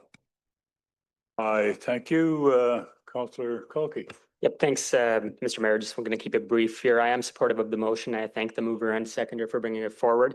My reasons for supporting the motion are quite frankly in the conversations I've had with members of my community and people who have reached out to me directly, and also by speaking to the regional councillor of the ward who presumably knows his area and the residents the best, no pun intended. So I look forward to supporting the resolution as written. Thank you. I do not have any further speakers. Is there any member of council, any further that you wish to add? Councillor Ali? Mr. Mayor, I'd like to call a recorded vote. Very good. That will happen in just a brief moment. I just want to thank all council for, I think it's been a very healthy debate, regardless of what side you're on. There, and I can assure, and I'm going to assume that the motion is going to carry in just a brief moment. I've been able to count to 8 a long time ago. So on that assumption, I can assure you as well that staff will do everything within their power and their jurisdiction to make sure that it's done professionally and as easy and as quick as possible, and at the minimum cost, because a fair bit of cost has already been dealt on, and that, of course, I've expressed my concern with the taxpayer, and I've already mentioned the 40% that council is going to be facing at the end of this term. So with that, no further debate on it. Madam Clerk, if you would call for those in favor of the recommendation that's put forward by resolution. Thank you. So could all members of council voting in favor please stand? I'm seeing Councillor Kolke, Councillor Best. Well, I'm going to help make it maybe unanimous because I can count 8. So, it's a foregone conclusion. So, Mayor Krantz, I've got you now. Councillor Marshall, Councillor Malbuff, Councillor Jas. Thank you. And if I could get you to sit, and any members who wish to vote in opposition, please stand. I'm seeing Councillor Challoner. Thank you. The motion carries. and again, stay tuned, Madam Clerk. You and I chat about this off and on. When can the public, and of course, not only myself, but Balance of Council, when can we see something coming forward on getting on with the process? Just, wild guesses, I guess, at this point, because there's a lot of work to be done. I know that. Thank you for the question. We received the direction tonight, so we will pull together the bylaw for the next council meeting. We will need to pull together potentially a staff report with any direction or decisions that we need from council in advance of that. So council can expect that the June 23rd meeting. Good information. Councillor Ali, I'm going to flip the meeting back over to you to conclude the balance of this council meeting. So thank you for everyone's patience. So Councillor Ali, yours. Thank you, Mr. Mayor. Happy to take the chair back, and I'm looking at the gallery getting empty now. Please stay. We have even more exciting reports coming up. Thank you for your patience and thanks for being here. We will now move on to the next agenda item, which is a technical report. It is item 9.2. It is the proposed plan of subdivision and zoning bylaw amendment applications by Brant Haven Fourth Line Inc. and 10009685516 Ontario Inc. And let me read the motion. It is quite lengthy, so please bear with me.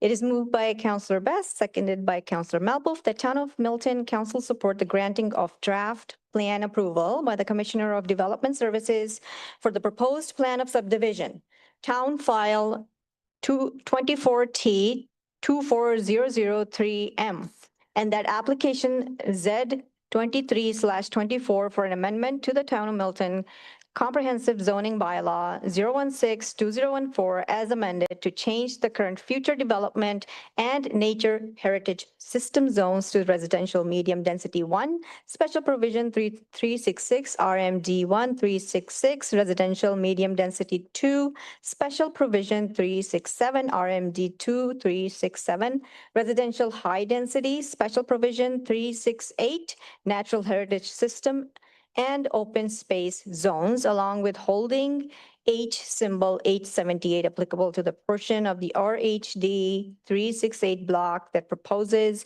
an apartment building in future on the subject lands, and to permit the development of a residential plan of subdivision be approved, and that staff be authorized to bring forward an amending zoning bylaw in accordance with the draft bylaw attached at Appendix 1 to report DS 02225 for council adoption, and further that the provincial ministers of health, education, transportation and infrastructure and Metrolinx receive a copy of this report with a request to review and plan for future Milton District Hospital, School and Transportation expansions.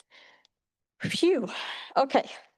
I have read that motion, and now I will call upon our Commissioner, Jill Hogan, for any introductory comments for this item. Thank you, Madam Chair. This is a plan of subdivision proposed in the vicinity of Dairy Road and Fourth Line. 365 residential units are proposed. It will be a mix of townhouses, freehold townhouses, back-to-backs, and stacked townhouses. There will also be a future condominium block for a mid-rise building in the future. There's also a village square included in this. There's also trail connections. Something of note that the delegate did bring up was the extension of Cedar Hedge, now meeting Dairy Road. This is proposed to be a right-in, right-out only. The median on Dairy Road is not changing. I think with that, I will just open up the floor to any questions. Thank you. Thank you, Commissioner Hogan. This is the time for any of my colleagues to have any questions of staff. I am seeing none. Councillor Challoner? Yeah, there's an amendment that Councillor Malboof and I have brought forward, which needs to be read. Yes, I'll be reading that next. So I don't see any questions or comments. So I will now read the amendment to the motion, which has been brought forward by Councillor Challoner and Councillor Malboof. It is moved by Councillor Challoner and seconded by Councillor Malboof that the main motion be amended by adding the following clauses, and that town staff be directed to implement a permanent 40 km/h speed limit on Cedar Hedge Road from Laurier Avenue / Croft Avenue to Dairy Road West due to the frontage of the elementary school, and that town staff be directed to complete the implementation of the entire 40 km neighborhoods program through the 2026 capital budget, which includes Harwood Drive, and further that town staff be directed to conduct new speed studies on both Harwood Drive and Cedar Hedge Road to determine what, if any, additional traffic calming measures should be considered. Certainly in support of this amendment, and I'm going to look around and see if any of my colleagues have any comments, but first to the mover. Yeah, thanks, Madam Chair. So this community, as everybody knows, is going to be subject to an infill if this is approved. And that presents challenges. Been involved in infills before. It's disruptive. On top of that, this community's had to deal with quite frankly, a very busy street in Cedar Hedge in terms of speeding. Been involved with Halton Regional Police on a number of occasions with respect to this street. And when I look at how it's going to be designed, that's why I'm suggesting that we look at Harwood as well. I appreciate staff agreeing to put this in the 2026 capital budget in terms of speed reduction. I also appreciate the fact that they've agreed to studies to look at other traffic calming infrastructure implementation considerations, because this street is going to present an interesting challenge. It's basically moving from a local street to an arterial.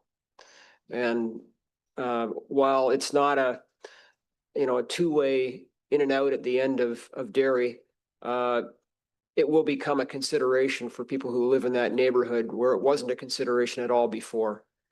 And so I've listened to the members of that neighborhood and their concerns. I've been dealing with their concerns for the last 7 years. And I will be continuing to deal with their concerns with respect to this matter as we go through construction and as we move this capital program forward. So I would appreciate it if all members of council would be supportive of this amendment. I thank Councillor Malboof for seconding it. And as the neighborhood knows, we'll be working together with staff as we move through this process to make sure that their lives are not overly encumbered. Thanks. Thank you, Councillor Challoner. As the seconder, Councillor Malboof. Nothing further. Councillor Challoner covered everything.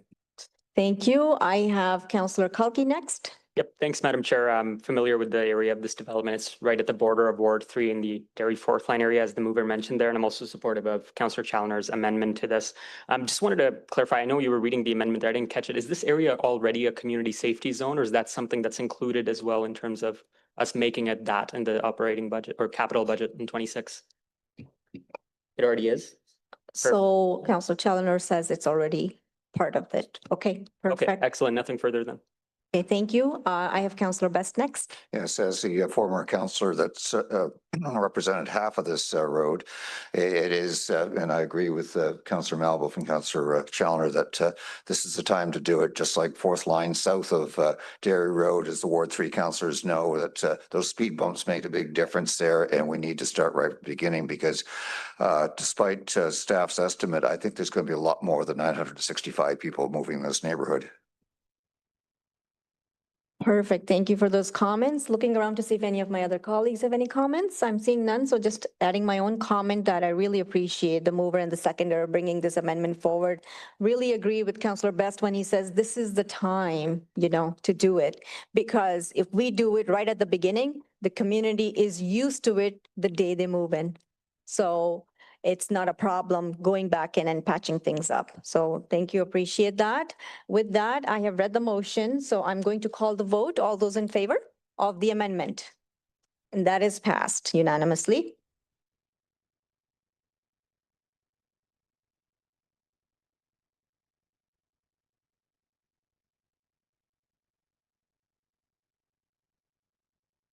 Okay, so now we will vote on the main motion as amended. I'm going to call the vote. I've already read it. All those in favor?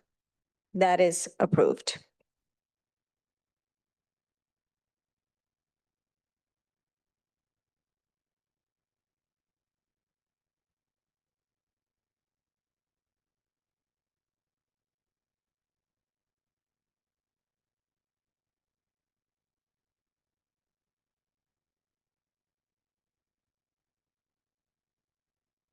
Okay, now we're moving on to agenda item 9.3, purchasing various. And this is titled ES 02625. It's quite a lengthy report and a resolution. So I will not be reading it. It is included in the agenda, and I see my colleagues thanking me for not reading it. And I am going to now call on our CFO, Glenn Cowan, to share some remarks. Thank you, and apologies for the length. Nothing in particular to highlight from this. It is a combination of new awards and a few that we're reporting back on from the delegated authority that was provided. Happy to answer any questions that council may have. Okay, perfect. So I'm going to look around and see if any of my colleagues have any questions for staff. I am seeing none. In that instance, I will call the vote now. And so all those in favor? That is approved.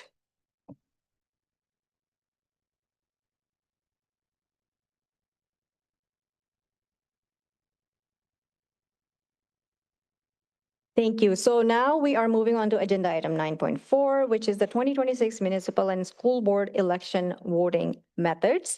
Let me read the motion first. Moved by Councillor Challoner, seconded by Councillor Melbo, that the necessary bylaw be adopted to support the use of vote tabulators in the 2026 municipal and school board election, and that the necessary bylaw be adopted to support the use of vote by mail as an alternative voting method in the 2026 municipal and school board election. I have now read the motion, and I will now call on our clerk to share any comments she might have. Thank you. So the purpose of this report is to provide a recommendation about voting methods for the 2026 municipal and school board election, which will take place October 26th of 2026. So the Municipal Election Act states that by May 1st in the year of election, a council may pass bylaws that authorize the use of vote counting equipment, as well as any alternative voting methods that do not require an elector to attend a voting place in order to vote.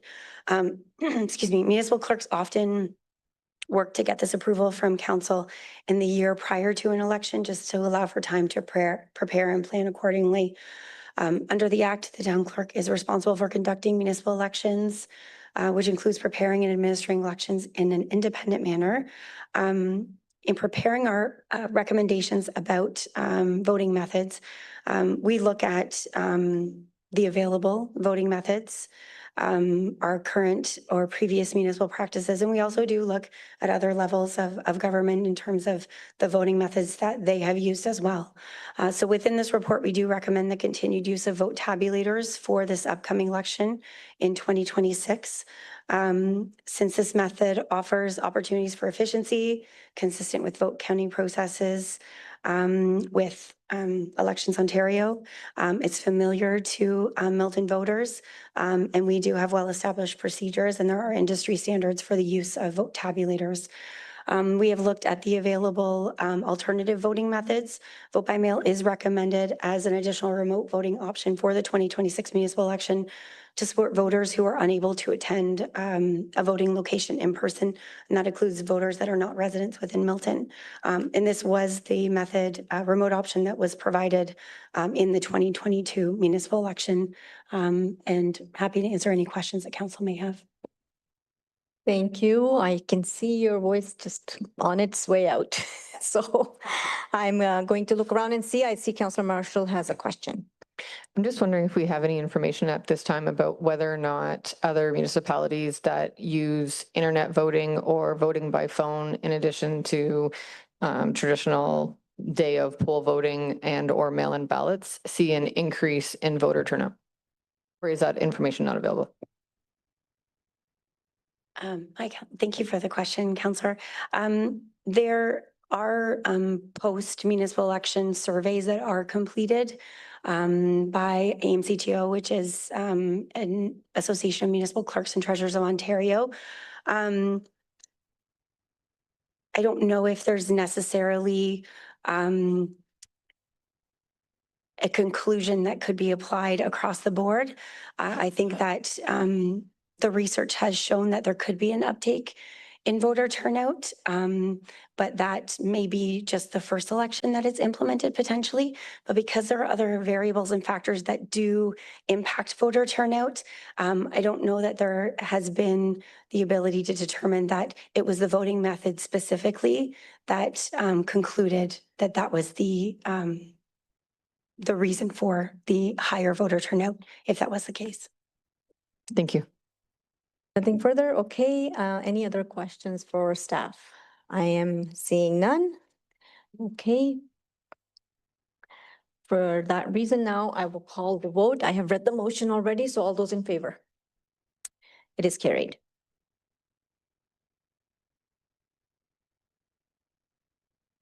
Okay, so the next agenda item, I'm the mover for that motion. So I am going to now request the mayor to take over as chair, and I can resume the chair again at the regional council updates part of the agenda.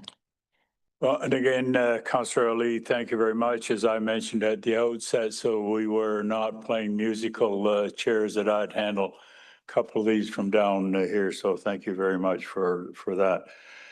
So Councillor Ali, if you would introduce that, please, or Madam Clerk, to waive the the rules, and then Councillor Lee and Councillor Marshall can speak to it. Whereas procedure bylaw 014-2024 provides that notices of motion shall not be discussed or debated upon introduction, but shall be included on the next regular council meeting agenda for consideration.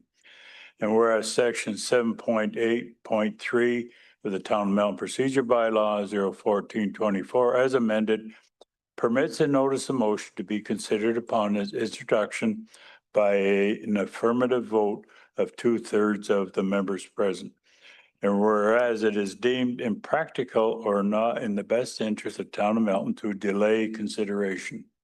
Therefore, be it resolved that pertinent rules contained to section 7.8 of procedure bylaw 014-24 be waived to permit the introduction and consideration by council of the notice of motion on council agenda pertaining to the support reopening kiss and rides at schools. So, Councillor Lee.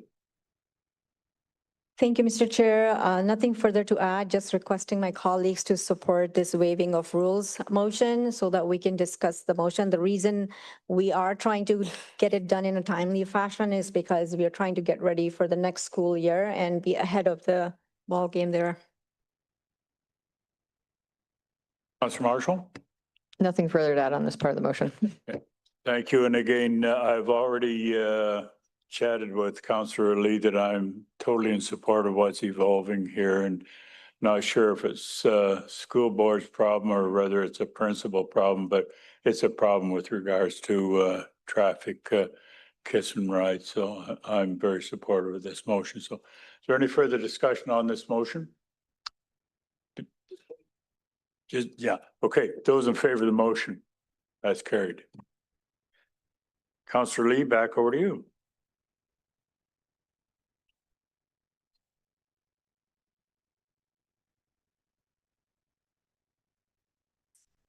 Yeah, further to that.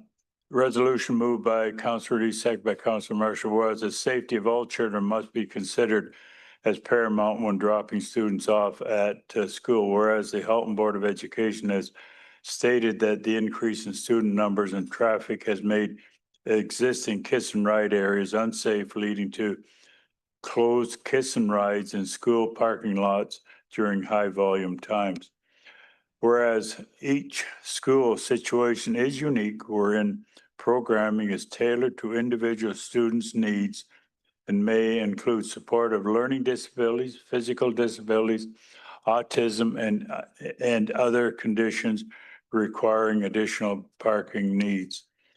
Whereas schools are subject to an enforceable site plan agreement, whereas it be it resolved that staff explore the possibilities of reopening kiss and ride, particularly if they are not being used or if existing facilities are underutilized. Work with school officials to undertake amendments to site plan agreements to reconfigure school sites to ensure a safe site for circulation. So, Councillor Lee. Thank you, Mr. Mayor and Mr. Chair. The motion is quite lengthy and it's self-explanatory, but just wanted to share that this is coming out of years and years of us trying to, be the nice guys and work with everybody and make sure there is no bad blood. But we have been cornered now in a situation where there is no way to go except to move forward with this kind of resolution and make it basically a political decision because council members have to bring a motion to get it done. So hopefully through this motion, we're able to find solutions for not just Ward 4, but all over Milton where there are situations parents are getting ticketed because now we have an automated process of ticketing. And that makes many parents feel wrongfully targeted, which is not the case, I can attest, but that's how they feel. And if the kiss and rides were open, that situation would alleviate itself. And we would then have a situation where grandparents and parents are not basically risking their lives to drop kids off. And other than that, I have no other comments. Councillor Marshall. So this is one of the most hot button topics that I get approached on. Parents are more and more, or even caregivers are just really in a state of getting that morning rush, dropping off kids at school, going to wherever they then need to be. And rightly or wrongly, this has really increased concern over the safety for our youngest population. And it is the hope that we can look at each of these school situations and the site plans and how they're being used, because on the most part, they're not being used how they were intended. And whether it is just simply implementation, how it thought it was going to be used is not how it's being used, or it just isn't practical to use it in the manner that it was intended, safety is being compromised here. We have situations where children are crossing the streets where they shouldn't be. We have situations where parents are trying to do U-turns because it's faster. I appreciate that efficiency in the morning of having efficiency in a morning routine is important. I have little ones that I get to school most mornings. We're lucky enough to walk. And so I want to put it out there for all of the residents of the town to please consider some form of active transportation to reduce the number of vehicles in and around our schools, especially during that morning and afternoon pickup and drop off. But the reality of the situation is that a number of our caregivers for these students rely on vehicles, and we need to make sure that the children can be dropped off and get to where they need to be safely and in an effective manner. And this is what we're hoping to achieve with this motion. Thank you for that, Councillor Best, and then Councillor Kolke. Yes, to the mover and seconder, would you be open to a friendly amendment? I noted here that you don't have mention of the police. Is it possible to include Halton Regional Police at the bottom line that work with school officials and Halton Regional Police? Because I was speaking to the District Response Unit Commander, and this is a problem in front of every school. The most dangerous spot in any municipalities in front of a school zone, whether you're in Brookfield School or Boyne School. And I think their advice might assist too, because I was in front of Boyne School for almost an hour or two because the principal, in their best judgment, closed it off and they were denying voters access. So they had to park on both sides of the street. So, you know, it was basically because the parking lot's full, kiss and rides closed off. And when we have special occasions like that, I understand, as Councillor Marshall and Councillor Ali mentioned, that, you know, school wants to be safe. We have to have the community safe. So hopefully you can get their input and possibly some, you know, improvements in safety. Thank you, Councillor Best. As the mover, I'm happy to include that friendly amendment. I will like to, however, add that initially we had included a line item where we were asking for a community safety committee created with the police officers, town staff, school board staff, so that everybody can be on the same page and work together to avoid similar such situations. But that was not supported by staff, so we are moving forward without it. But hopefully next year or so, we will be able to create something like that, because I think that would make our community much, much more safer. So happy to include that amendment. Again, Councillor Marshall, I know I got the nod from Councillor Ali that she was in favor of the amendment. How about you? I'm also friendly amendment to include. Also in favor. Okay, very good. Councillor Best, any further? That's good. So Councillor Kolke, you're on the speakers list. Yep, thanks, Mr. Mayor. Through you, just in regards to the last line of the motion where it says whereas schools are subject to an enforceable site plan agreement. I know the commissioner and I have had conversations about this in the past too. Can we not just enforce the current site plan as it is, Commissioner? We are within our rights to enforce the site plan as it is. That being said, going to visit some of these individual schools, there are nuances with their context. And I do think that we may need to revisit some of these site plans and make alterations for safety reasons. Okay, thank you. And I do recall when there was a letter that was sent out last year, I think it was in September 2024, to the school board. School board responded to that by saying that the reason for them closing off kiss and rides was because of the increase, as Councillor Marshall mentioned, of parents driving their kids to school in cases where they could probably walk there or take other means.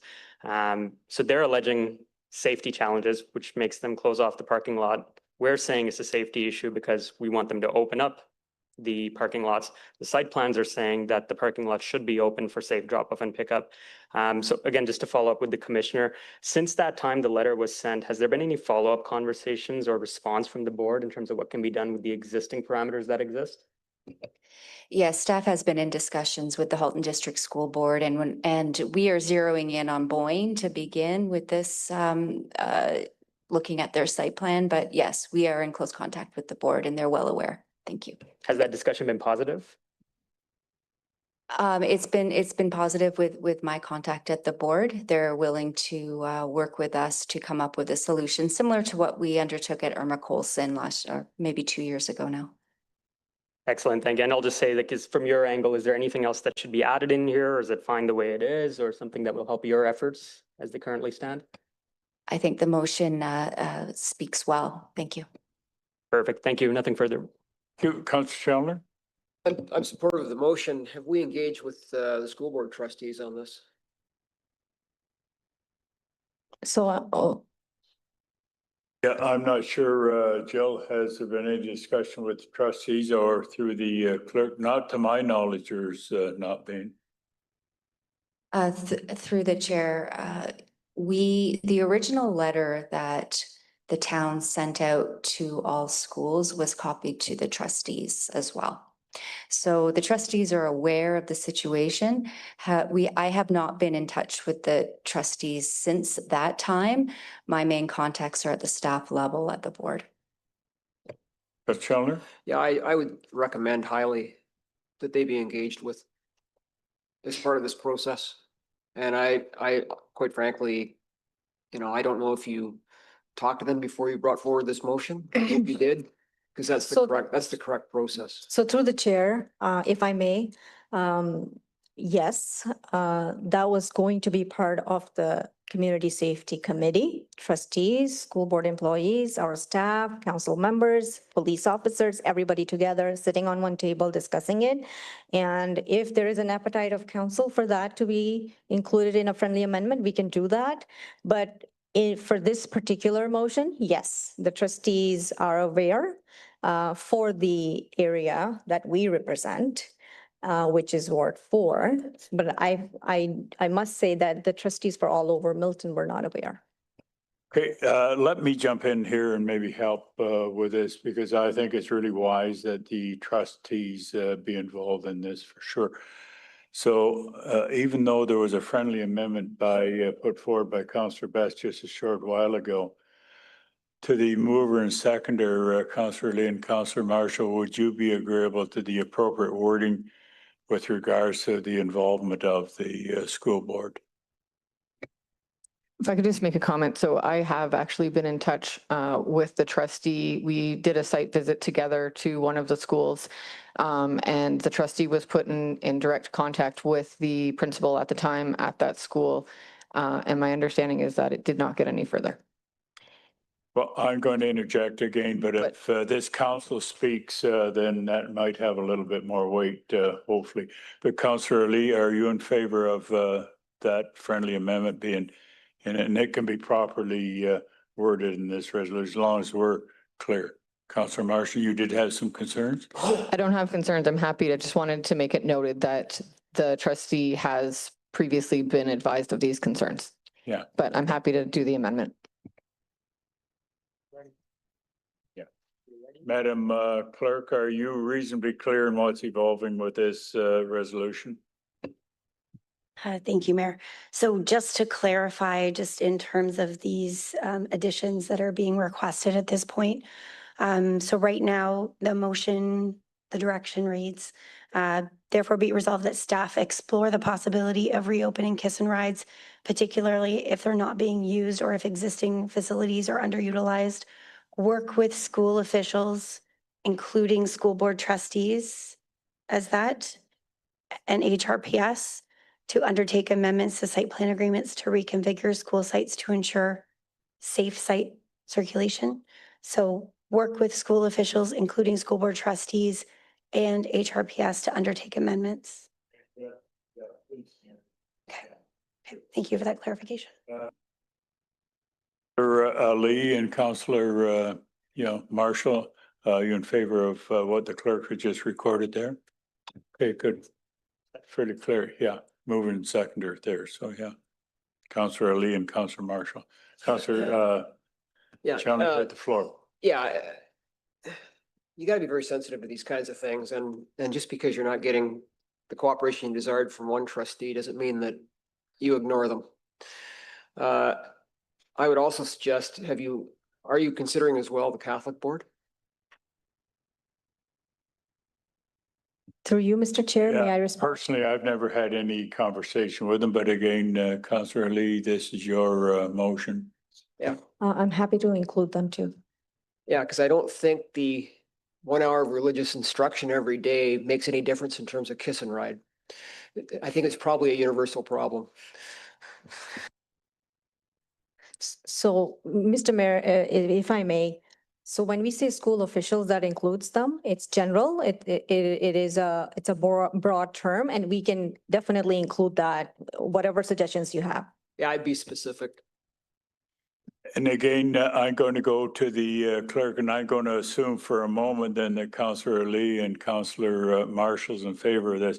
Picking up on Councillor Chandler's suggestion there, how can that be reasonably included now with these three friendly amendments, at least in my opinion, Megan? Thank you. So with the last clause, work with school officials, including school board trustees or all school boards within Milton and HRPS to undertake amendments to site plan agreements to reconfigure school sites to ensure safe site circulation. The mover and seconder?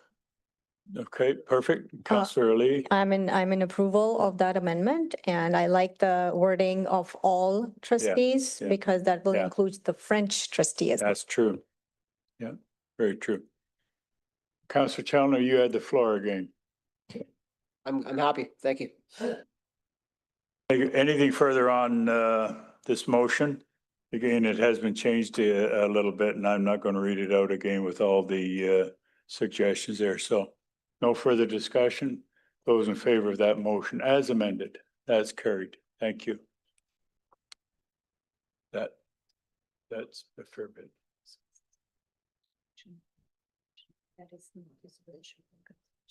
Yeah. And again, Councillor Ali, the notice of motion for the next meeting, there's no discussion on it as well there too. So it'll be dealt with at the next meeting. So with that understanding, back over to you. Thank you, Mr. Mayor. Happy to, Yeah, just on the notice of motion that we're going to be dealing with on June 23rd. Just a question to staff. Clarification, should the motion pass on June 23rd, would it be possible to get these crosswalks implicated in this year in order to coincide with the 80th anniversary of VE Day? So, just if staff could take a look, if it's possible to do it, should the motion pass next council? And not to further complicate, time would be certainly of the essence. There's no question about it. And I'm not sure, and full disclosure, I'm a Legion member and have been for many, many years, certainly not a veteran for sure. But, I'm not sure if there's been any or much discussion with branch 136, but yeah, maybe Glenn, maybe you can help us there. Just a comment for consideration when it comes back in June, but I do believe there'll be some amendments required by council to the motion as written, just because there is some language in there about the 2026 budget and direction regarding it. So just to make sure staff have clarity, we can certainly, I'm sure, go back and look at the practical side of operationalizing it, but the way written now would imply to staff that it would be a 2026 initiative. Melba? Okay, with that understanding, trying to move it forward as quick as we possibly can. Not only suspect that there is consultation with branch 136 where these crosswalks may go, so or these identified, and I'm not aware of any of that happening, but I'm sure it will have to happen. So yeah. Okay, with that, Councillor Lee, back over to you. Thank you, Mr. Mayor. I'm happy to take the chair back. We are now towards the end of our agendas, and we are at item 11, which is regional council updates. So I'm going to look around and see if any of my regional colleagues have any updates. Councillor Best. Yes, I expect you'll be highlighting your favorite issue and daycare, but two other items, as I know Mayor Krantz and Councillor Malbeuf were quite concerned about, is development charge funds, that we're seeing some changes at the federal and provincial levels, so that one day I'm hoping that one of them is going to make us whole, because I've been waiting, it's now almost 2 years and we're not seeing that in development charges. Second item is we had a memo regarding the Milton Triathlon this Saturday, June 1st, has some concerns in the Milton Heights residents. Just a reminder everybody that Tremaine Road will be closed from Steeles Avenue to Campbell Road for about 3 hours on Saturday morning. So that's the end of my regional report. Thank you, Councillor Best. Any more comments? Well, Councillor Best was correct in predicting my comments. I would just quickly like to share that regional staff presented a report, an advocacy report on the CWELCC issue. I know a lot of my local colleagues get CC'd on those CWELC emails asking for more daycare spots, and it's really sad and it's disheartening to see there's moms and dads who are struggling because, I call it a female issue because many times it's the woman of the house who has the smaller paycheck. So she's then, has no option than to just let go of her job so she can stay home and take care of her children. So with that said, my comments just include that the province has given us 347 new spaces through the 2026 budget, despite 5,300 proposed by local providers in Halton. So that is the disparity we are dealing with here. And just to give you an idea, we are a population of 155 as per our Commissioner Hogan, and only we have around 4,000 spots. And it is very, very critical that we get more spots. So the regional council got together, and through that report, we will be, speeding up our advocacy, so to say, because like it or not, the solution for this issue is at the province. So that's my update. Okay, we now move on to the statements by members part of the agenda. I see Mayor Krantz raise hand first. Yeah, thank you, Madam Chair. You had touched on it earlier on former Councillor Tesser direction. Of course, I could write her a letter personally and thank her for her service, but I think it was kind of nice if I could speak on behalf of all council on thanking her for the services to the local residents. And I'm almost certain that she'll do an excellent job in Ottawa, representing a portion of her riding now, which of course includes Milton. So as long as I have the concurrence of all of council on me suggesting in that letter that all of council thanks her for her contribution, that'll be done. So I'm going to assume that that's okay with everybody. So with that, thank you. Thank you, Mr. Mayor. It was certainly a wonderful idea. Councillor Best next. So I certainly agree. It's been quite the experience over the last few months of challenging from provincial and federal. So almost, you would never believe this if you wrote it as a fictional book. But two quick items here. One from the Nasquay Community Consultation Committee. Staff is already aware of it. Is basically First Line Nasquay is becoming a truck route.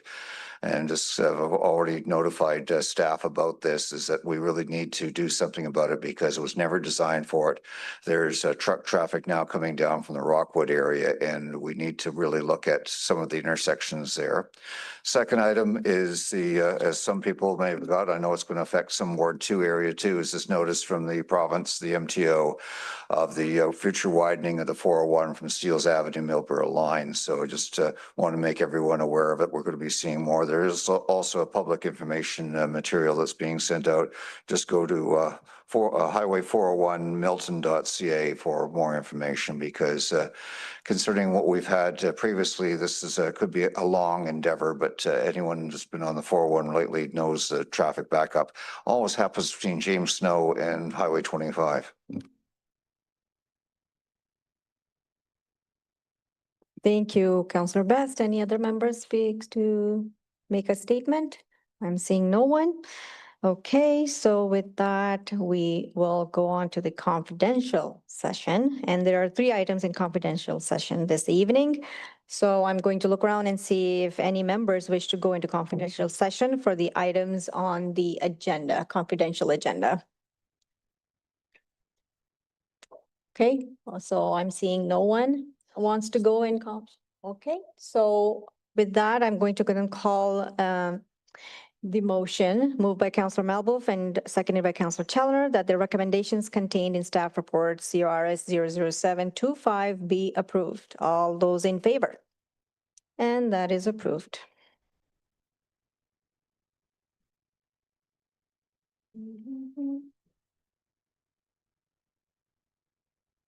And the next item in the confidential, reading out the motion moved by Councillor Malbuff, seconded by Councillor Best, that the recommendations contained in staff report CUMS 00225 be approved. All those in favor?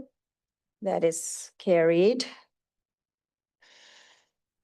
And the third item in the confidential, it is moved by Councillor Best, seconded by Councillor Challoner, that the recommendations contained in staff report CUMS 00325 be approved. All those in favor? And those are approved. Okay, ladies and gentlemen, we are now in the bylaws section, and I have a motion moved by Councillor Challoner and seconded by Councillor Malbuff that the bylaw numbers 055/2025 through to and including bylaw 062/2025 be read, passed, and numbered, and that the mayor and the town clerk be authorized to sign the said bylaws, seal them with the seal of the corporation, and that they be engrossed in the bylaw book. Are there any questions on the bylaws? Seeing none, I'm going to call the vote. All those in favor? That is carried.